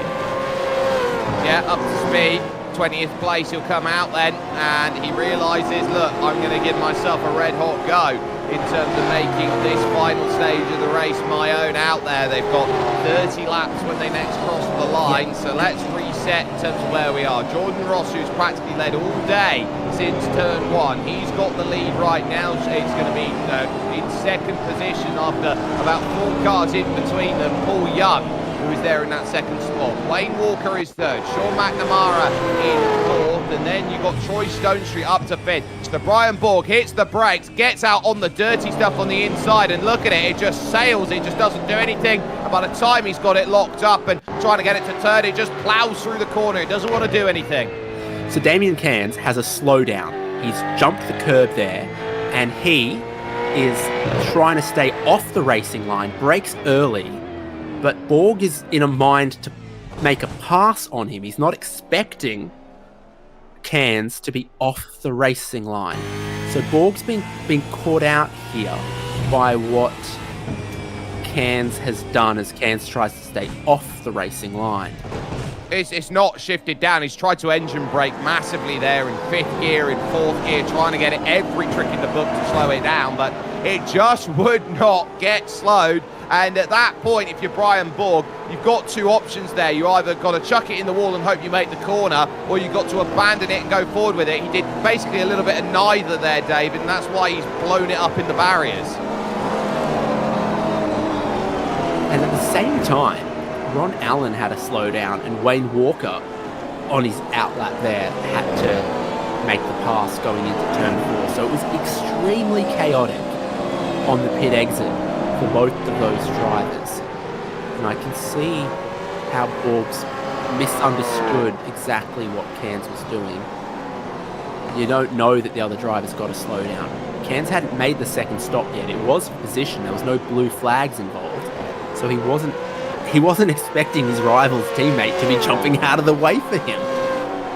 No, we'll take a look at Brad Doble here going into turn 4 because he found himself on the back of this, and I think he overcooks it at just the wrong time because you can see he hits the brakes, he's not getting it slowed up, and he realises, oh, hang on a minute, there's a Brian Borg here, and I didn't ask for this, so he has to reverse and then find a space in the traffic. Wayne Walker sees it. Oh, malfunction at the junction. Wayne gets it slowed up. That is an unsafe rejoin from Brad Doble. Doble also would have had blue flags to Wayne Walker at that time as well, but I don't know, well, exactly how you apply that. If it's under safety car, he wouldn't. If it's under safety car, he wouldn't. But remember the rules of Jarno Trulli back in 2009 in Australia. If you go off the road, you are entitled to take the place. So if you could argue the situation that he's off the road, he's entitled to make the pass under that. If Wayne Walker has made that pass and it was under safety car conditions, even if it's lap traffic, David, that is a penalty infringement because he is overtaken under yellow.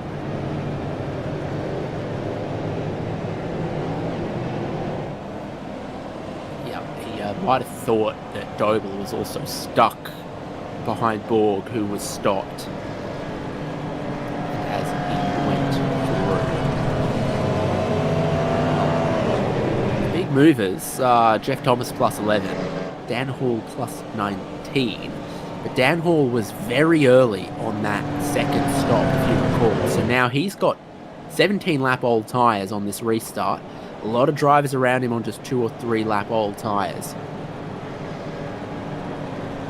You'll know that the safety car is in this lap, which will give us 28 laps of racing to decide round 9 here at Adelaide. Jordan Ross has been playing roughshod at the front of the field. Paul Young, Wayne Walker, Sean McNamara, all there, all watching, all waiting. Jeff Thomas, his long second stop hasn't really cost him too much. He's still in 9th place after it. He'll be very happy with the work that he's been doing. He might be one of the contenders then for the M1 used car driver of the day for JWM SimSport, the way he's been going about it.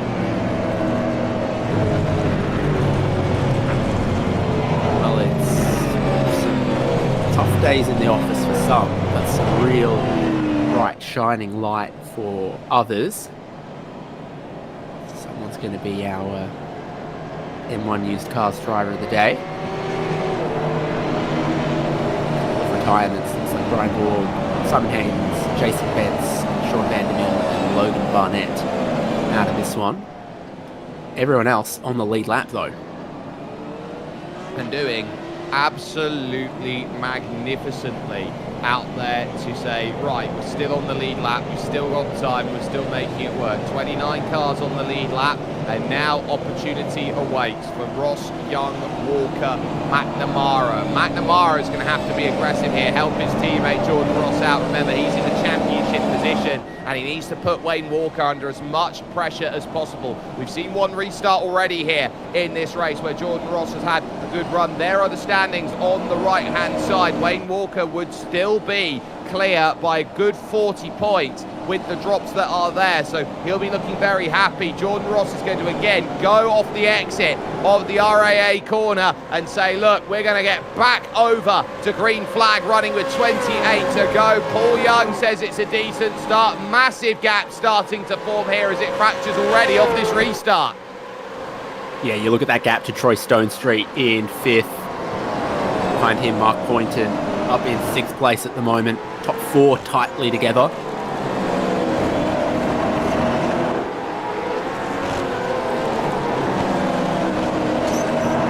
Pushing hard through Flinders Street, now looking over on Hutt Street here, over onto Bartles Road, known as the Brock Straight, and this gap then of about 3-4 car lengths then is going to say, look, I'm going to be very happy with that. McNamara has brought that gap back. Troy Stone Street there in 5th. Look at this wonderful camera view of how quickly everyone flies on by. In the wall goes Jordan Ross there at Battery World Turn 8, shows you how hard he's pushing. Wayne Walker did the same. Yeah, my goodness, Walker under some pressure now from McNamara as well. Pretty square hits for both of them, but that's the kind of thing that does that little bit of splitter damage that we've seen then slow up some of the drivers. Nothing visible for Ross. Walker, it's hard to tell. Wayne has been running a really, really finite line out there, and he knows how tough of a race he is having to deal with today. They cross then and look to go for another lap over to the centre chicane, but Wayne Walker realising he can't afford that, neither can Jordan Ross to hit the walls, but it's showing you the championship, how hard everyone is having to push.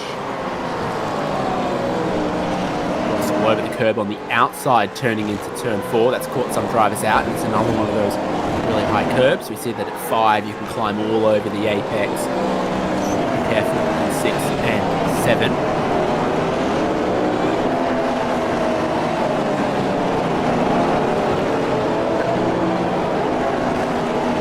Now we know Justin McLean's down the order now. He's back in 13th, but he took a brand new set of tyres, so despite making that stop, he's gone, right, tiny top up for fuel, I'll take some new tyres and let's go out there and attack. He's with Chad Lewis, Damon Fisher, Alex Kiddis. He's got to work his way through this pack now to go through out of Battery World Turn 8 on the Brabham Straight to the Decaturville hairpin. Closes right up underneath, but doesn't have the confidence behind though. Oh, sailing in a mile. Dan Hall's got the back of Tim Nicol. Nicol comes across then and blocks off the next car of Damien Caird, and Ron Allen's going to go through as well. Always action at the hairpin there. A little more later on, you see Ricky Hyde's just in behind Matt Brunt here as his whole group. Constantina's up, beginning with that contact between Dan Hall. It's busy. Nichols on the radio to race control about it. Damien Cairns had a nibble out the back of Ron Allen there at turn 11. So it's really starting to ask you the questions here. Can you go out there? Can you commit to these passes? Can you get these moves done clean? And what does a point this late in the season mean to you? On the brakes into Wakefield Corner at turn 4.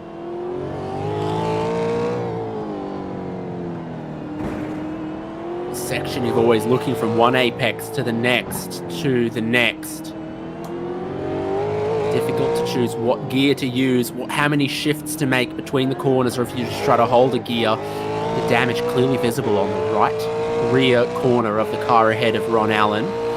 Damien Cairns is right behind him, and you've just got to commit fully to turn 8. Hope that it puts you close enough at 9, but he's overcommitted 8. Yeah, wall there at Battery World Turn 8, so he's not going to have too much love for that. He's going to have to do a lot more work to try and gather himself back into that placement and say, look, I can still go out there, I can attack, I can find places better than anybody else. So tough moment out there, but still chances of plenty will be coming along in the later stages of this race. He's just got to gather himself back up and say, hey, look, I've still got a chance. You're just going to have to trust me on this point. Walker starting to fall off the back of the leaders here as Stoyles there, a little bit of overlap, trying to find a move there at this moment in time. It's now the 10th place battle that our focus goes to. But look how busy this suddenly is right now with Jeff Thomas 9th, Alex Kiddis, Damon Fisher, Chad Lewis and Justin McLean. When that safety car came out, a bunch of drivers had already made their second compulsory pit stop. Track position is king on a street circuit, so they stayed out. Drivers like Damon Fisher with 18-lap old tyres, Jeff Thomas 11-lap old tyres, plays the drivers who stopped underneath that safety car, Chad Lewis and Justin McLean, at the tail end of this pack. Right about now, when you get up to temperature after the safety car restarts, when the new tyres versus old tyres is really going to feel a difference. Yeah, we're on a fixed weather condition out here today. The track's 26 Celsius, and to the outside, it's going to have to be then to try and make the move for Chad Lewis. Doesn't work out there. So Damon Fisher holds his ground and says, look, I'm not giving you anything for free out there. You're going to have to earn it. And the way you earn it at a street circuit is you get it as close as you can to the walls without going over the mark. Yeah, the overtakes are done like when you want your parents to get you an ice cream as a kid. You ask and they say no, and you ask again until eventually they say yes. You've just got to be in the right position, 10 corners in a row, 10 laps in a row, until a mistake comes, which can sometimes feel inevitable, like Stone Street getting a slow down penalty. Almost 3 wide there into turn 3, and there's the tip around of Alex Kiddes, who finds himself pointed at 90 degrees to the circuit, and look, he's going to have to wait for everybody now, and watch out on the rejoin here. He tries to get out of the way, and on the inside he's going to have to find reverse at some point. Everybody goes streaming by. So Fisher was a little slow. They went either side. Tanak and Smart interlocked. Nothing Bruce Tanak could do there. He found himself wrong place, wrong time with it. Tried to drive away from the scene and has done, but a massive drama out there. And can you believe right now here at this moment in time, David, that Wayne Walker is in 3rd place and this is a drop round for him? Ridiculous consistency from Wayne Walker, it must be said. But he's always there, always fighting, always looking for podium positions, just like today. And you paint that story over 9-10 rounds of the championship. That's why he's looking at back-to-back championships, even with the monster of Jordan Ross taking race victories and fighting him the whole way this season. So it will mean that even though Jordan Ross is eyeing up a victory, it'll only be a minimal gain out there, and what he's really reliant on today is a result outside of the top 10 from Wayne Walker. If he doesn't get that here, it's going to be almost impossible for him. If not, you can say championship wrapped up for the points, because if he's scoring 3rd place points at best at the championship finale at the Mountain, he is going to be absolutely switched on to it and realising he can't be caught. This could be title town that is found for Wayne Walker here around early. Ridiculousness between 20th and 26th. Ron Allen was slow out of the final corner. Brenton O'Brien tried to pass him around the outside of 1, got a slowdown, then they were 3 wide going into turn 4. Dean Flavels picked up a couple of spots into 21st position. And I'm still craving a sugar-free cola. Yep, still am, still will, and this is going to be where you start understanding, right, how important has this been to go, I want to drive hard, I want to gain those spots. And I think someone out there like Dean Flavell right now with a very popping livery has been someone who's been wanting to jump up the order and do everything out there that you possibly can. So I would be keeping a very, very firm eye on how this one all sets out. So now is going to be a case of content, so that's going to be the key. Now, they can't drop the final round. You can drop rounds 1 through 9, but not the final round of the championship, David. So I think the key here is it's almost a case of the Mountain is going to decide, but it would take a lot of hard work to keep Wayne Walker off the top. Little search over to the inside as they work onto Flinders Street there. That was Brenton O'Brien having to defend from Michael Stewart. Yeah, because Brian tried to go around Ron Allen earlier. Oh, Manuel in the wall at turn 8, and that had to cause a massive check-up for Damon Fisher. Justin McLean gets 1. Justin McLean down the inside tries to get 2 on the Frog Leap Juice racing car, and now still has to fight his way over to turn 12. Doesn't get it, and now tries to switch over. Chad Lewis now with the penalty.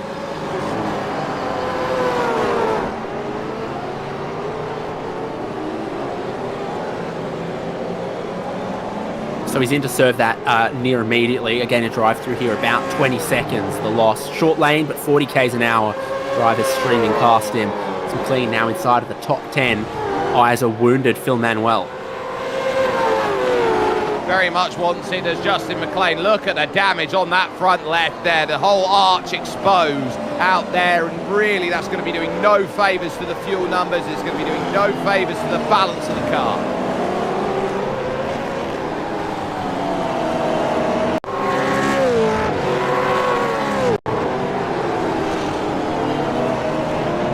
Start with this first and foremost. So he's coming through here onto Hutt Street. So this looks like slow down penalty. I'll go over to the right hand side to serve it. So he gets across, he'll serve the penalty, he'll come back across to the other side of the 4-lane reservation here and now try and get himself into line. He then is shallow in the line, and look at the way he plows through the corner. Yeah. And then aiming 2 for 1, not quite getting it, goes Justin McLean, who gets past Damon Fisher. All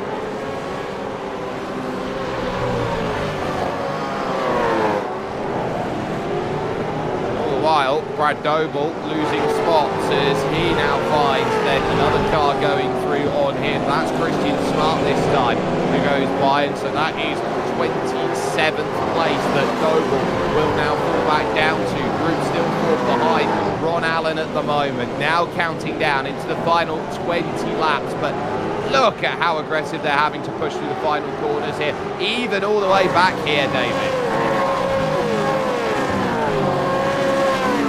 And again, so many drivers every single lap getting bitten by these track limits at turn 2.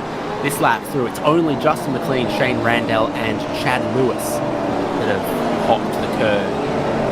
This is Randall still serving at Horsell behind. Marbles have built up. You can't go around the outside of the staircase anymore because of how many marbles have built up across this race. In the first 10 or 15 laps, you probably could have tried it, but now, no. Play serving a slowdown penalty, had to get by Damon Fisher, and guess what? He's gone straight back through him again. So good moves happening here. Ron Allen now having to think about defence here as Brenton O'Brien thinks about eyeing it up and doesn't quite get close enough.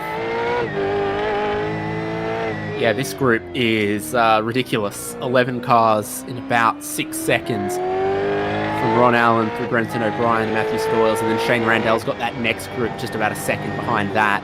Yeah, Horsell, Chad Lewis, Christian Smart closing in as well after the really challenging race that he has had.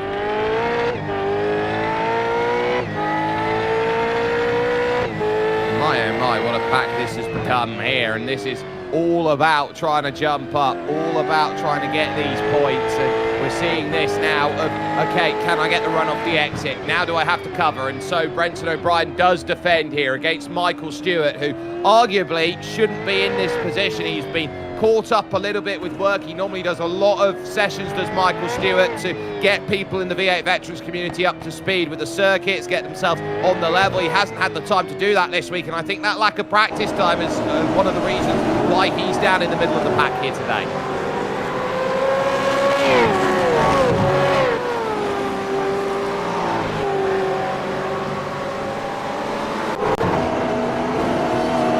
Back 5 laps, how Jeff Thomas passed by.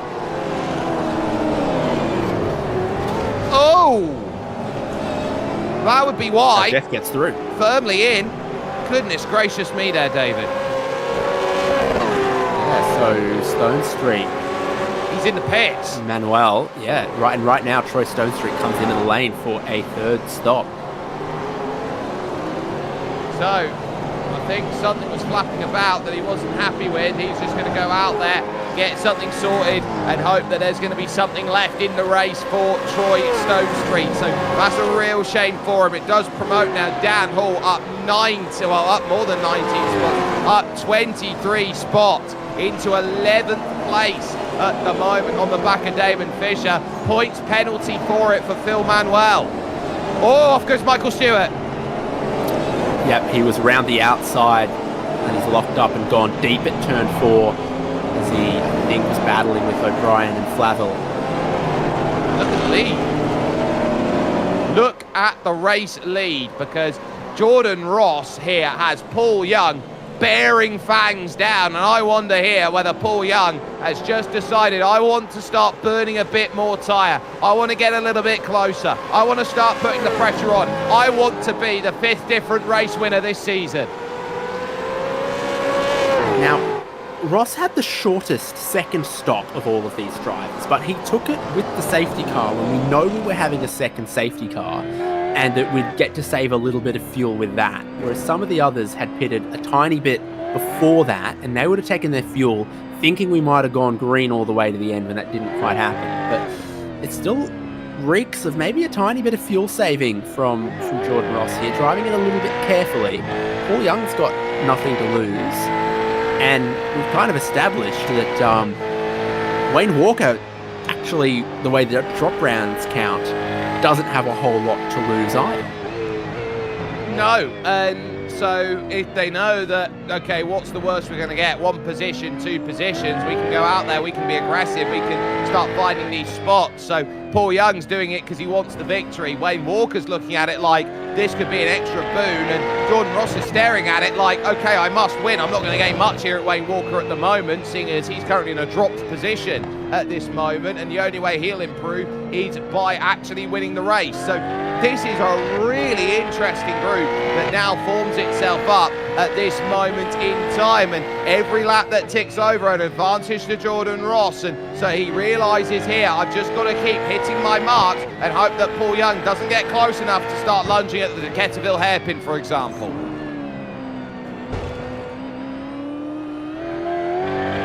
Pace is still red hot here at the front though, as they're all in mid 121s and the rest of the field is doing 22s or 23s as they battle. So Ross has actually not been hanging about. It's just that Young and Wood are absolutely flying, and these top 3, top 4 drivers appear to be in their own class at Adelaide today.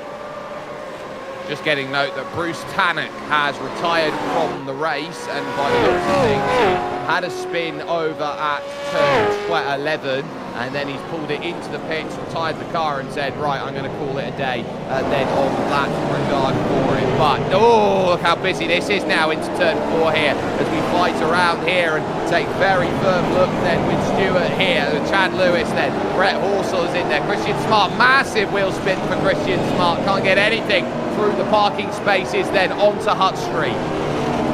Chad Lewis and Brett Horsell both had slowdowns from turn 2. Horsell started serving his early. Chad Lewis went past him and then served his. And as all of that happened, Stewart got past Brett Horsell. Christian Smart wasn't quite able to. But he'll have a go now. Yeah, Christian Smart says, I want it for Fishy Motorsport, gets the pass done. No Kenneth Latter today, but still a really nice move that's got the job done. Left-hand Ben comes along. Look at this. Brett Horsell fighting then with Doble for position. Brad Doble has to fall back into rank and file. Then at that point, going to the RAA corner of 14. And behind that, look at this for a little lunge there. Troy Stonestreet coming back. New set of tyres, perhaps is what he took at that third stop. It's very short if he did.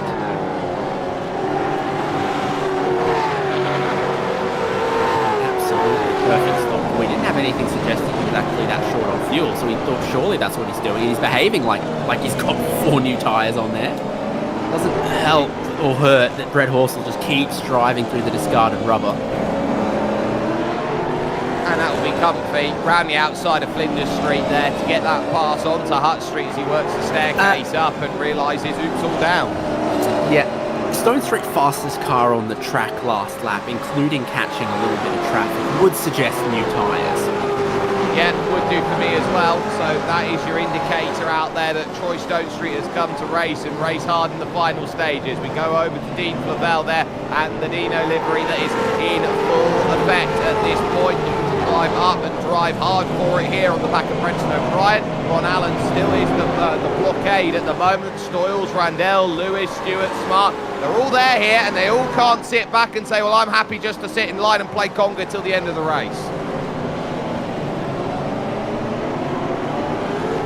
Look at that car all day. Dino Max, Balin Stewart Foundation.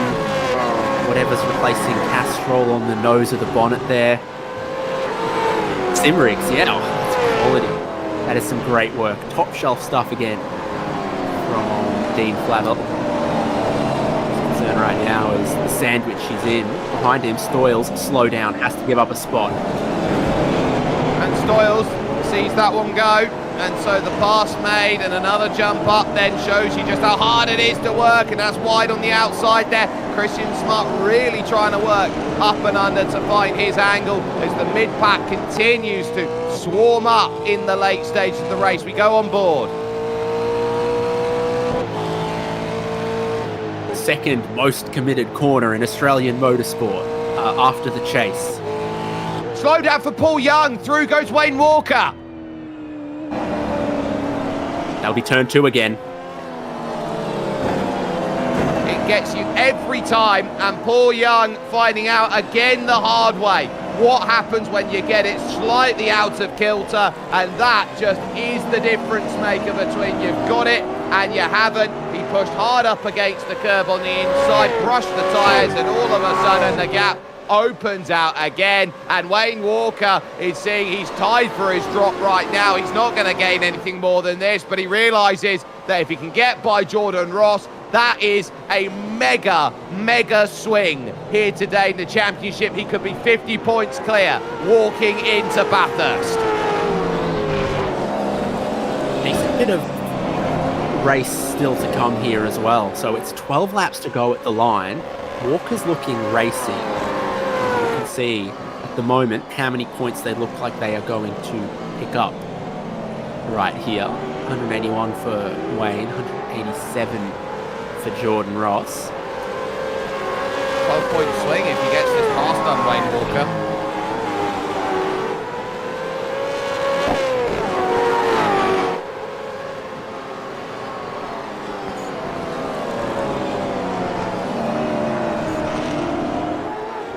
Still got the bonuses to apply in, of course, that we know Wayne Walker's getting an extra point, Jordan Ross isn't, for the fact that he's on the zoom wall. And then, of course, if they're running a 0x race, which we both know they've hit the wall over at turn 8, so I doubt that's the case. I don't think they're both on 0x races. I ran a 1 hour race here earlier today where I finished with 0x, but 3 slowdowns. Scraped the wall once or twice. So it's not impossible to run a scrappy 0x race on a street circuit. What you're trying to tell me is you've got the British equivalent of a Del Boy 0x. Explain that one to me later. I will do. Only Fools and Horses. If you haven't watched it, it's incredible in terms of older comedy out there in terms of what has happened there. But here comes the charging and marauding runs then of Brett Horsell and Greg Sharp. Greg Sharp currently down 5 today. Brett Horsell +0 for his efforts out there, but still really trying to open up for opportunity and say, hey, look, this is what I'm trying to get out of this one at the moment. But, oh, well over against the wall there at Battery World Turn 8 goes Dean Flavel in this absolute hornet's nest of a battle that continues to go on right now. How do you not get stung in this? Ron Allen's managed to get away from this a little bit. Brenton O'Brien now approaching 20 laps on the tyres. Seems to be struggling a little more than he was earlier on, where he was hot because he's up 13 spots in the race. And Flavel up 11, just behind him as well. This all comes down to how brave you're willing to be at this opening chicane of the lap in this stage. Well, bravery is a dish that is best served by just running into the room, taking the dish and go for it. And now here comes the chance once again. Slow down penalties are plenty are coming along. On the brakes, O'Brien's got it covered. Still got it, so can you serve it easily through the staircase section? He gave up a chunk of it on the brakes into turn 4. Flavel will have sensed that. There it goes. So, yeah, touch and go. And suddenly it puts this pressure back on Dean Flavel. Would love to be on-board driver's eye line coming into turns 1 and 2, because when you're right up behind another car, you can't see that tyre bundle at the apex of 1. You can't see where the paint is on the curb at turn 2. You're pitching it in and hoping you're inside of the lines. It's careful making wishes in the dark. Yeah, you've got to use the force if you want to go through that. Half the fence is being used and sighted. Look at how it just bottlenecks up through the hairpin and how much work's going to have to do. That's going to be trouble there, dropping down the order, a spin through the final corner. So that tells you all you need to know there. Trouble side by side. Damon Fisher losing out. Inside for Dan Hall, who makes his way up to the top 10. Mark Poynton, by the way, has got a slow down penalty he's trying to serve now. Yeah, in 5th place. As there's contact between O'Brien, we're 3 wide on the front straight. Randell sneaks through and picks off both of them. Stoyles wants back out of that, champ. Oh, Brenton locks it up. Somehow they're all going to get through. Bang! There they go, Skittles. Everybody then sorts out to a massive accident now. And there's going to be some big penalties that come from it. Christian Smart over the limit. So... Oh! My word, track nearly blocked. Massive damage to a whole heap of cars. Now it will be. Flavel gets turned for the 2nd time. It all began with, I think, an issue at the final corner, and then Shane Randell sneaks through. O'Brien side by side with Flavel. And then O'Brien locks up on the skinny line heading in, forces a couple of drivers wide that have slowdowns. One car rejoins, and it's just chaos. Michael Stewart ends up in the air. So where does it begin for O'Brien here? He has an issue.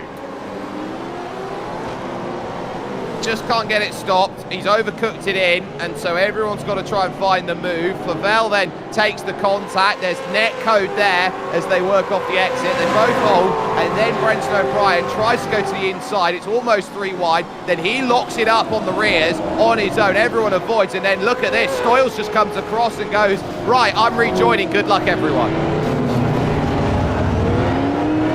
And then there's massive contact. It continues with the car park into the next section. My goodness. Oh, how many times does Flavel get hit and half turn here? I think we're coming on to the 3rd here as Michael Stewart locks up and then straightens up for every Flavel.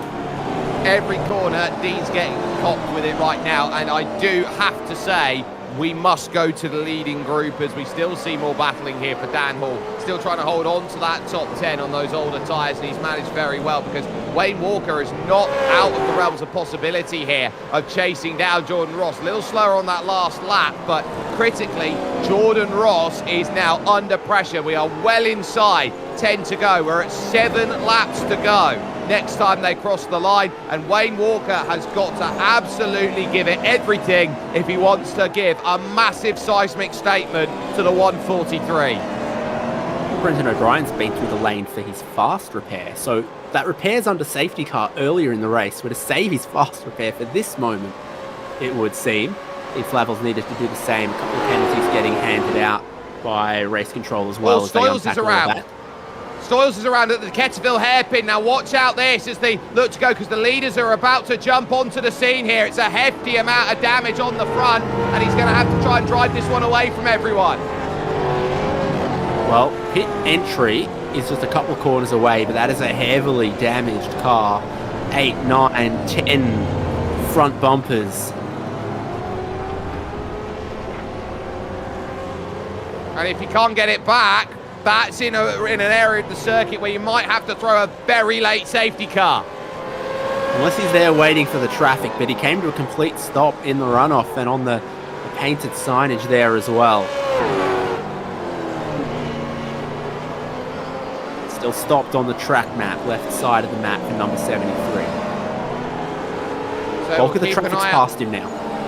Yeah, most of the traffic there, so got to have to keep a very close eye on it. Leading group working through then onto Hutt Street as they now look at the focus. Flavel has not, Stoyles has not moved, so now this is going to be trouble for Matthew Stoyles if he thinks about, can he get this one home and dry? Can he find a way, or are they going to have to call a safety car out in the dying embers of this race? Every time you start thinking this is a written script, you're going to have to say, well, the script's just changed. Wayne Walker closing in. He's going to need a move then, and he's going to need one pretty quick out there. Still stuck there on the outside. He's finally got himself some space to start rolling, but The question is, can he get himself then home safe? He's on the inside, and the leaders coming up then to turn 13. There is Matthew Stoyles, and they're going to have to try and avoid him. He's just going to get cleared by the time they get to pits. We stay green, 5 to go then, as they all will sit soon, but it will be 6 laps first, then left here at Adelaide.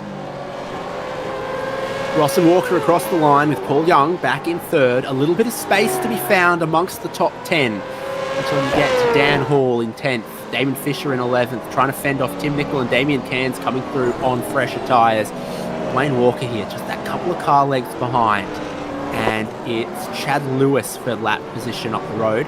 How did Stoyles end up in that situation? It's by a technical problem. Wheel failure. It's just held right, and there's nothing he can do. We'll take a look at this right now and see the difference maker here. Going through the right, he pitches it in, and it locks. The wheel just locks. Yeah, it looks locked at 180 right hand down, and then maybe when he was stopped in the runoff later on, he was resetting it before he could continue as well again. So it sure looks like he goes hand over hand and the wheel sort of locks up at that 180 degrees, close to foot lock. Logsdale, great job for him.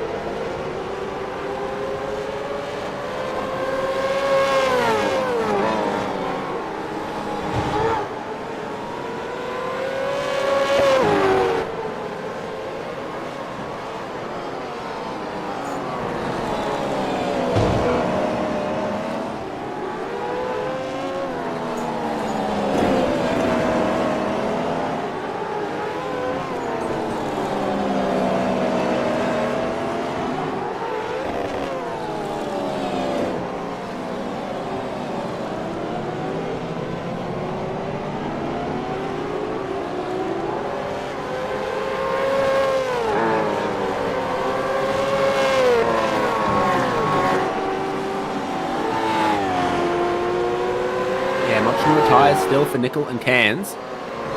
Hall and Fisher with this clear air in front of them. Oh, it's looking ugly in some of those braking zones for Dan Hall, though. Oh, look at the crossover there. There's definitely some desperation of how do I go, but so long as you can get the drive out of turn 7, you should be safe on the run to 9. Yeah, the two danger zones is sort of turn 8 and turn 2, and so long as you can drive cleanly through those, you're very difficult to pass. So long as you can still, stop, turn, and get traction out of some of these corners and stay tidy on the racing line, even if you are a little squirrely, so long as you're in the right places of the track. So difficult to get past anywhere else on the track except those two places I just highlighted. Still, the focus is on these final battles then in the late stages. Stone Street looking for a way up to 17th spot to be single digits on places lost. Randall throws the defence then over to the Decaturville hairpin. Looks to go a long way around as Troy Stone Street in the 801 and almost has that one sorted. Will now have the inside for the next two left-handers of 10 and 11. And as they merge back on, oh, he's going to feed him. Great move then. Troy Stone Street gains another spot, but he's still got to go back to those leaders because Wayne Walker is now starting to get half a car away then from making that move. He's getting in the mirrors now of Jordan Ross. And moving around plenty there, just keeping Jordan Ross on his toes in the braking zone at turn 9. Great overtaking opportunity if Walker can get close enough. Certainly was really, really close. Would have been so tempted to just take that inside line, but he was fractionally too far back. 2 to go at the line. And a big blink again from Jordan Ross. Can the internet hold as well here in these late stages? Wayne Walker is still trying to find where is the way I can go and get this move. They crossed 0.3 of a second. This has been his section here. Working out of turn 3 onto the Wakefield Road. Look at a wiggle there from Wayne Walker. Don't tell me he's not pushing. No, they're both pushing so hard right now. Paul Young in 3rd place isn't hanging too far behind them either, and then that big gap for Sean McNamara currently sitting in 4th point and rounding out the top 5. Ross has got to hold on.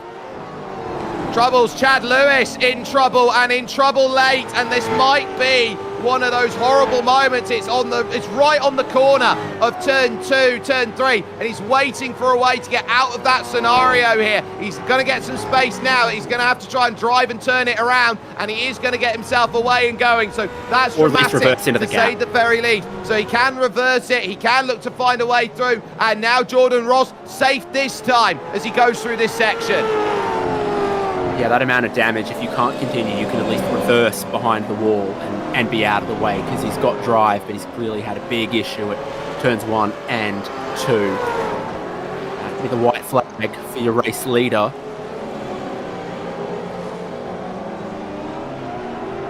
And this is it.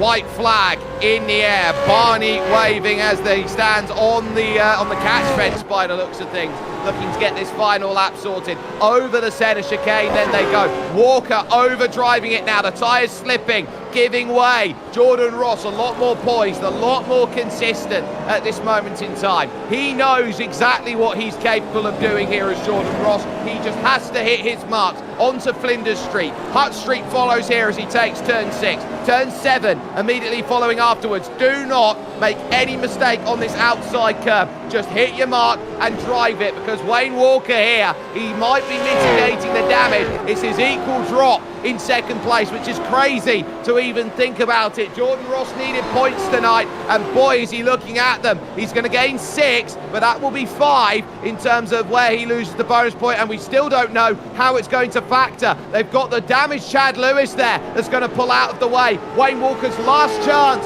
then is going to have to be a Hail Mary throw over at the RAA corner, but Jordan Ross still has himself 3 car lengths of the gap. He's had to be stuck in the 21.7 to push Wayne Walker away. 1 corner remains for 1:43, and this one will feel sweet because his title is still alive. Jordan Ross takes the win at Adelaide in a showdown with Wayne Walker.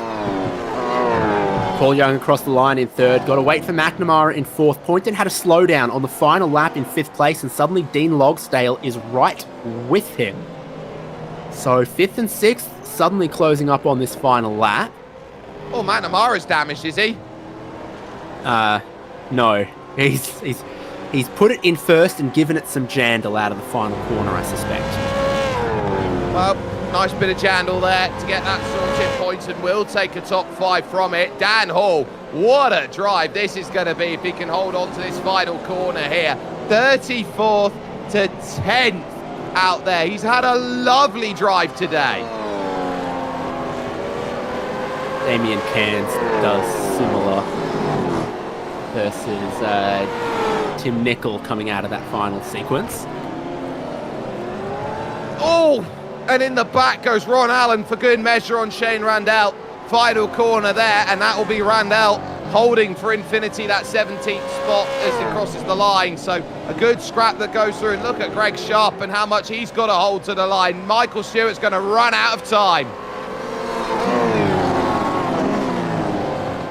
Yeah, last drivers on the lead lap were Alex Kiddis, Brad Doble, and Ryan Flabber laps down. Christian Smart there nursing a big chunk of damage. What a bizarre race for him. 5 times through the lane for Christian Smart, and there's Stoyles also with all the damage that he was carrying. Race winner. He'll only be 40-something points behind coming into that final round, which you can't drop. Everything always to play for at the mountain. High drama in Adelaide.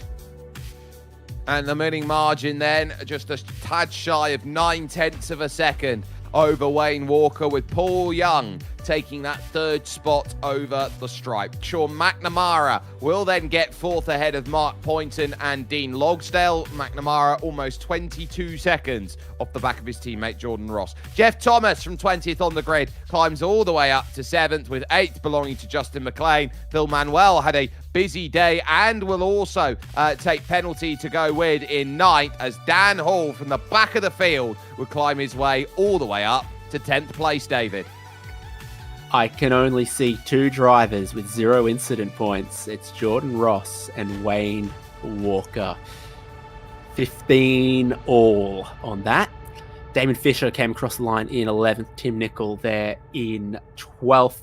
13th for Damien Cairns. Ricky Hyde in 14th. 11 spots up for Matt Brunt in 15th. Troy Stonestreet making some positions late, but still down some spots over the race in total for 16th place. Shane Randell and Ron Allen. Cheeky little kiss in the final quarter on the final lap between those two, 17th and 18th. And then Greg Sharp just ahead of Michael Stewart, 19th and 20th positions.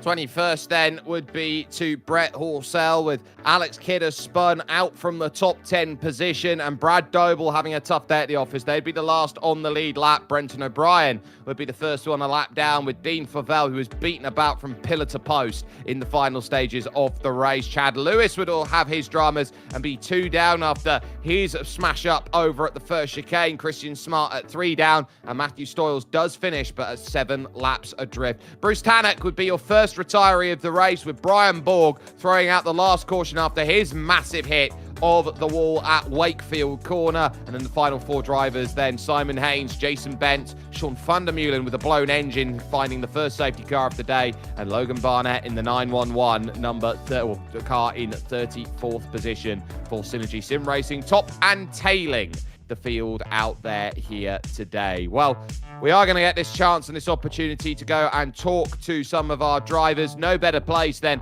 to your race winner in the 143, Jordan Ross. Jordan, there's no other way I think I can describe this. That was a must-win race, and the way you conducted it from the front of the field, must win right from turn number 1.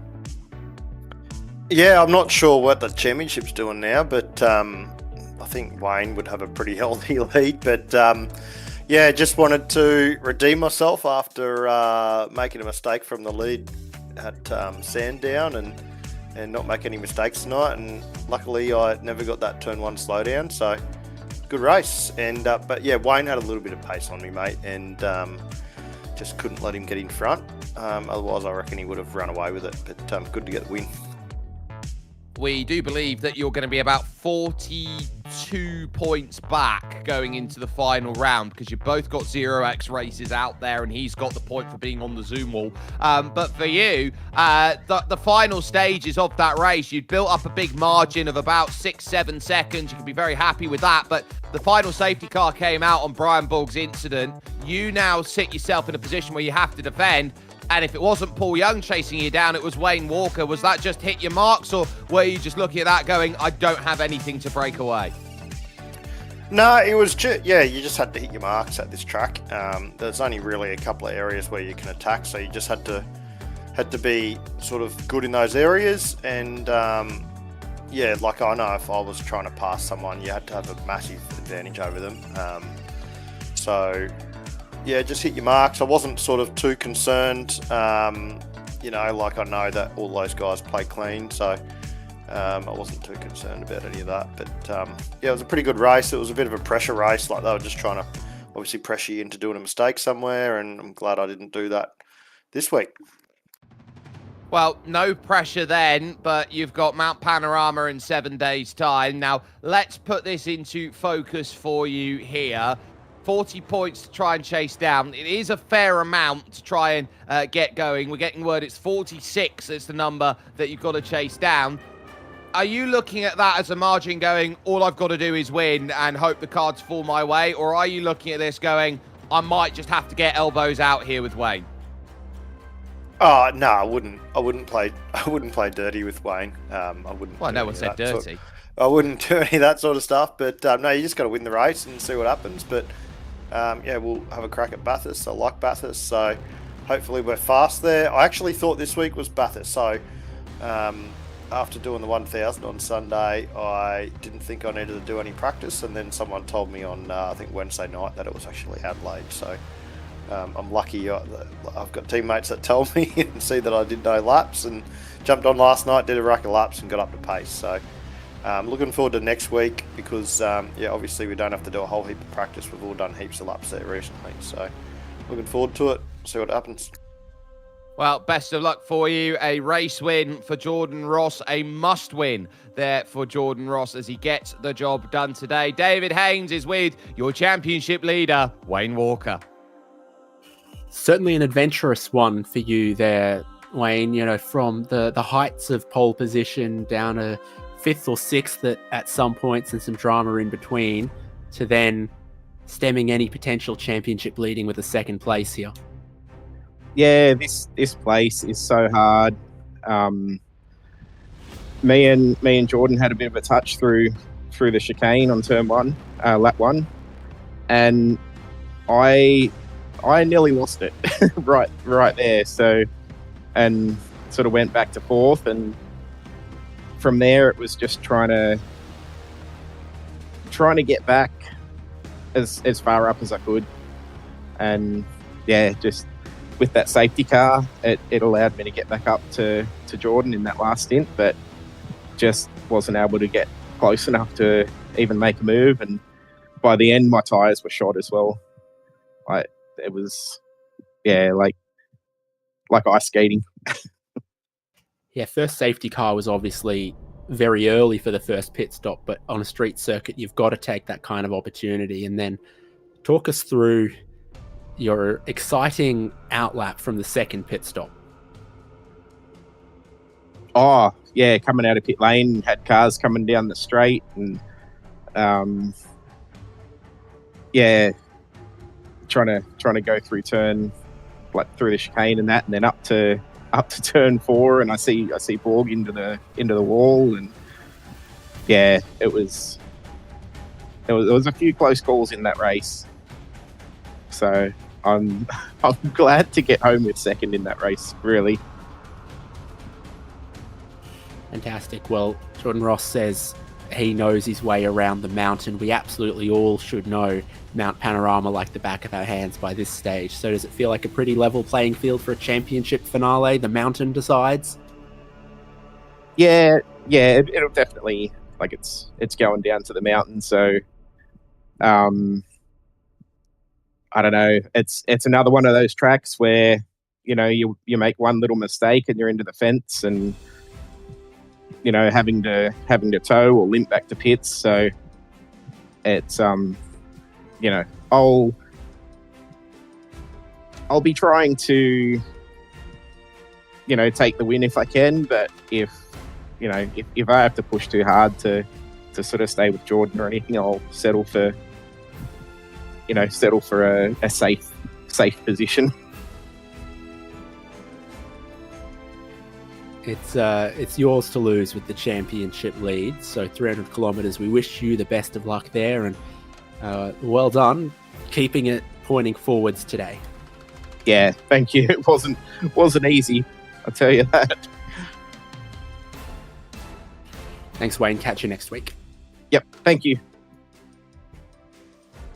Well, one great result there. Another good result then for Paul Young. Started third, finished third. I don't think Paul tells you the full tale of the story for you in the Phase 4 VFS Racing number 81. You had a real good shot today of finding victory, but it just looked like when you needed it the most, the incidents, the slowdown penalties really came back to bite you.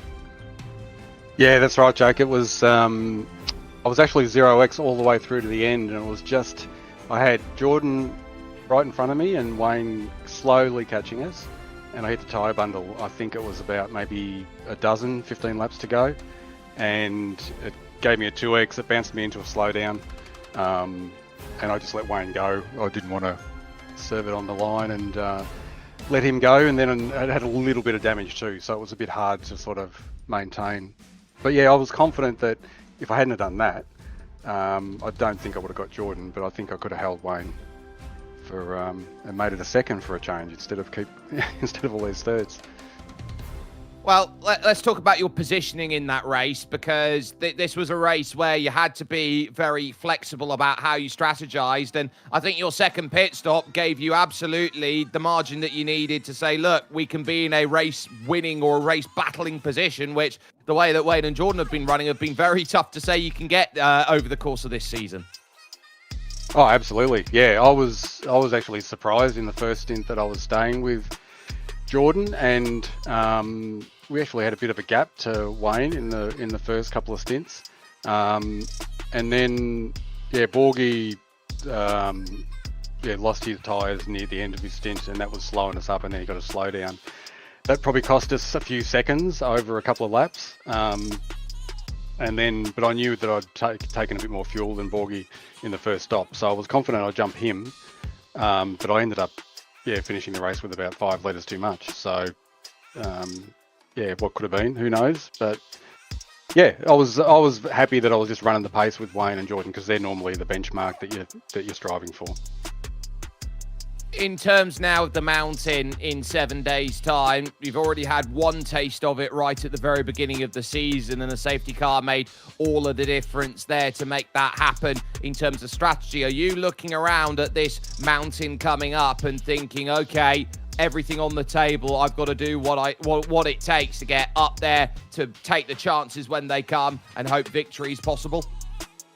Yeah, I'll take whatever chance I can get. Maybe 90% of the field will be pitting on lap 2 after last time, but maybe not. It's a longer race, but yeah, I too far away to catch Wayne and Jordan for the championship. I think I'm pretty close to Kenny for third in the championship. So, but yeah, I'd rather go for at least another podium if I can, and who knows, that elusive win. It's been a long time. Well, you're knocking on the door of it. Mark my words, it's coming. You just don't know when and you don't know where. Paul Young joining us, third position out there overall on this one. But David, we've got to make a decision here for our M1 used cars driver of the day. And I am going to say I think this should be Jeff Thomas. And for the reason of, it's not a case of you're back in the pack because you got penalised and you're making a marauding run down the field. He was in the mid-pack from his qualifying. He gained places on merit off of the start of the race and also on strategy. He did everything correct today. Yeah, a great race from Jeff Thomas. So I think we can lay out the M1 Used Cars Driver of the Day. M1 Used Cars, a supporter of the Balin Stewart Foundation. And a great race from Jeff Thomas, picking up spots all throughout in all the ways you mentioned. And for JWM SimSport, they'll be very happy with a top 10 finish, and they will understand that will give Jeff Thomas some confidence going over to the mountain in 7 days' time. And my, what a treat that's going to be. It's not often that we get a season here in V8 Vets, David, where we top and tail the season with the great Australian sim race. Yeah, fantastic. Again, everyone knows the track. They'll all be right up to speed with it. And it's always thrilling. A little bit of everything. A big dose of strategy in a 300-kilometer race too. Yeah, those 300 clicks are going to be huge. You can catch that with us in 7 days' time, 8:30 p.m. AEST. Will make all of the difference. And thank you very much for joining us with our coverage here on SimSpeed TV. We've just passed 10,000 subscribers here. So if you are brand new to us, a subscribe will be huge in terms of keeping us up to date with just how much amazing racing we all have. But a massive day at the office in terms of the top two in the championship. 1 and 2 they get once again, but the key is this. Wayne Walker refuses to let go of finishing top 2. Jordan Ross has closed the gap a little bit, but he's still down 46, and he is now going to have to rely on some help that the mountain provides. And there was help at the very beginning of the season when Luke Ullman was able to pick up victory. Jordan Ross will be hoping for something similar over an elongated distance, but as we know, in New South Wales, it doesn't forgive, it doesn't forget. It just remembers whether you're champion or you are not. More to come in 7 days' time. We crown a champion at Mount Panorama Bathurst in your SimRigs V8 Vets. Racing isn't easy, but experiencing it is. iRacing puts you in the driver's seat with the industry's leading sim racing game. Drive on laser scan replicas of the greatest racing circuits from around the world. Go head-to-head against other drivers chosen by skill-based matchmaking to ensure competitive racing at every level. Compete across all your favorite series. In officially licensed cars, engineered to deliver the most accurate driving experience possible.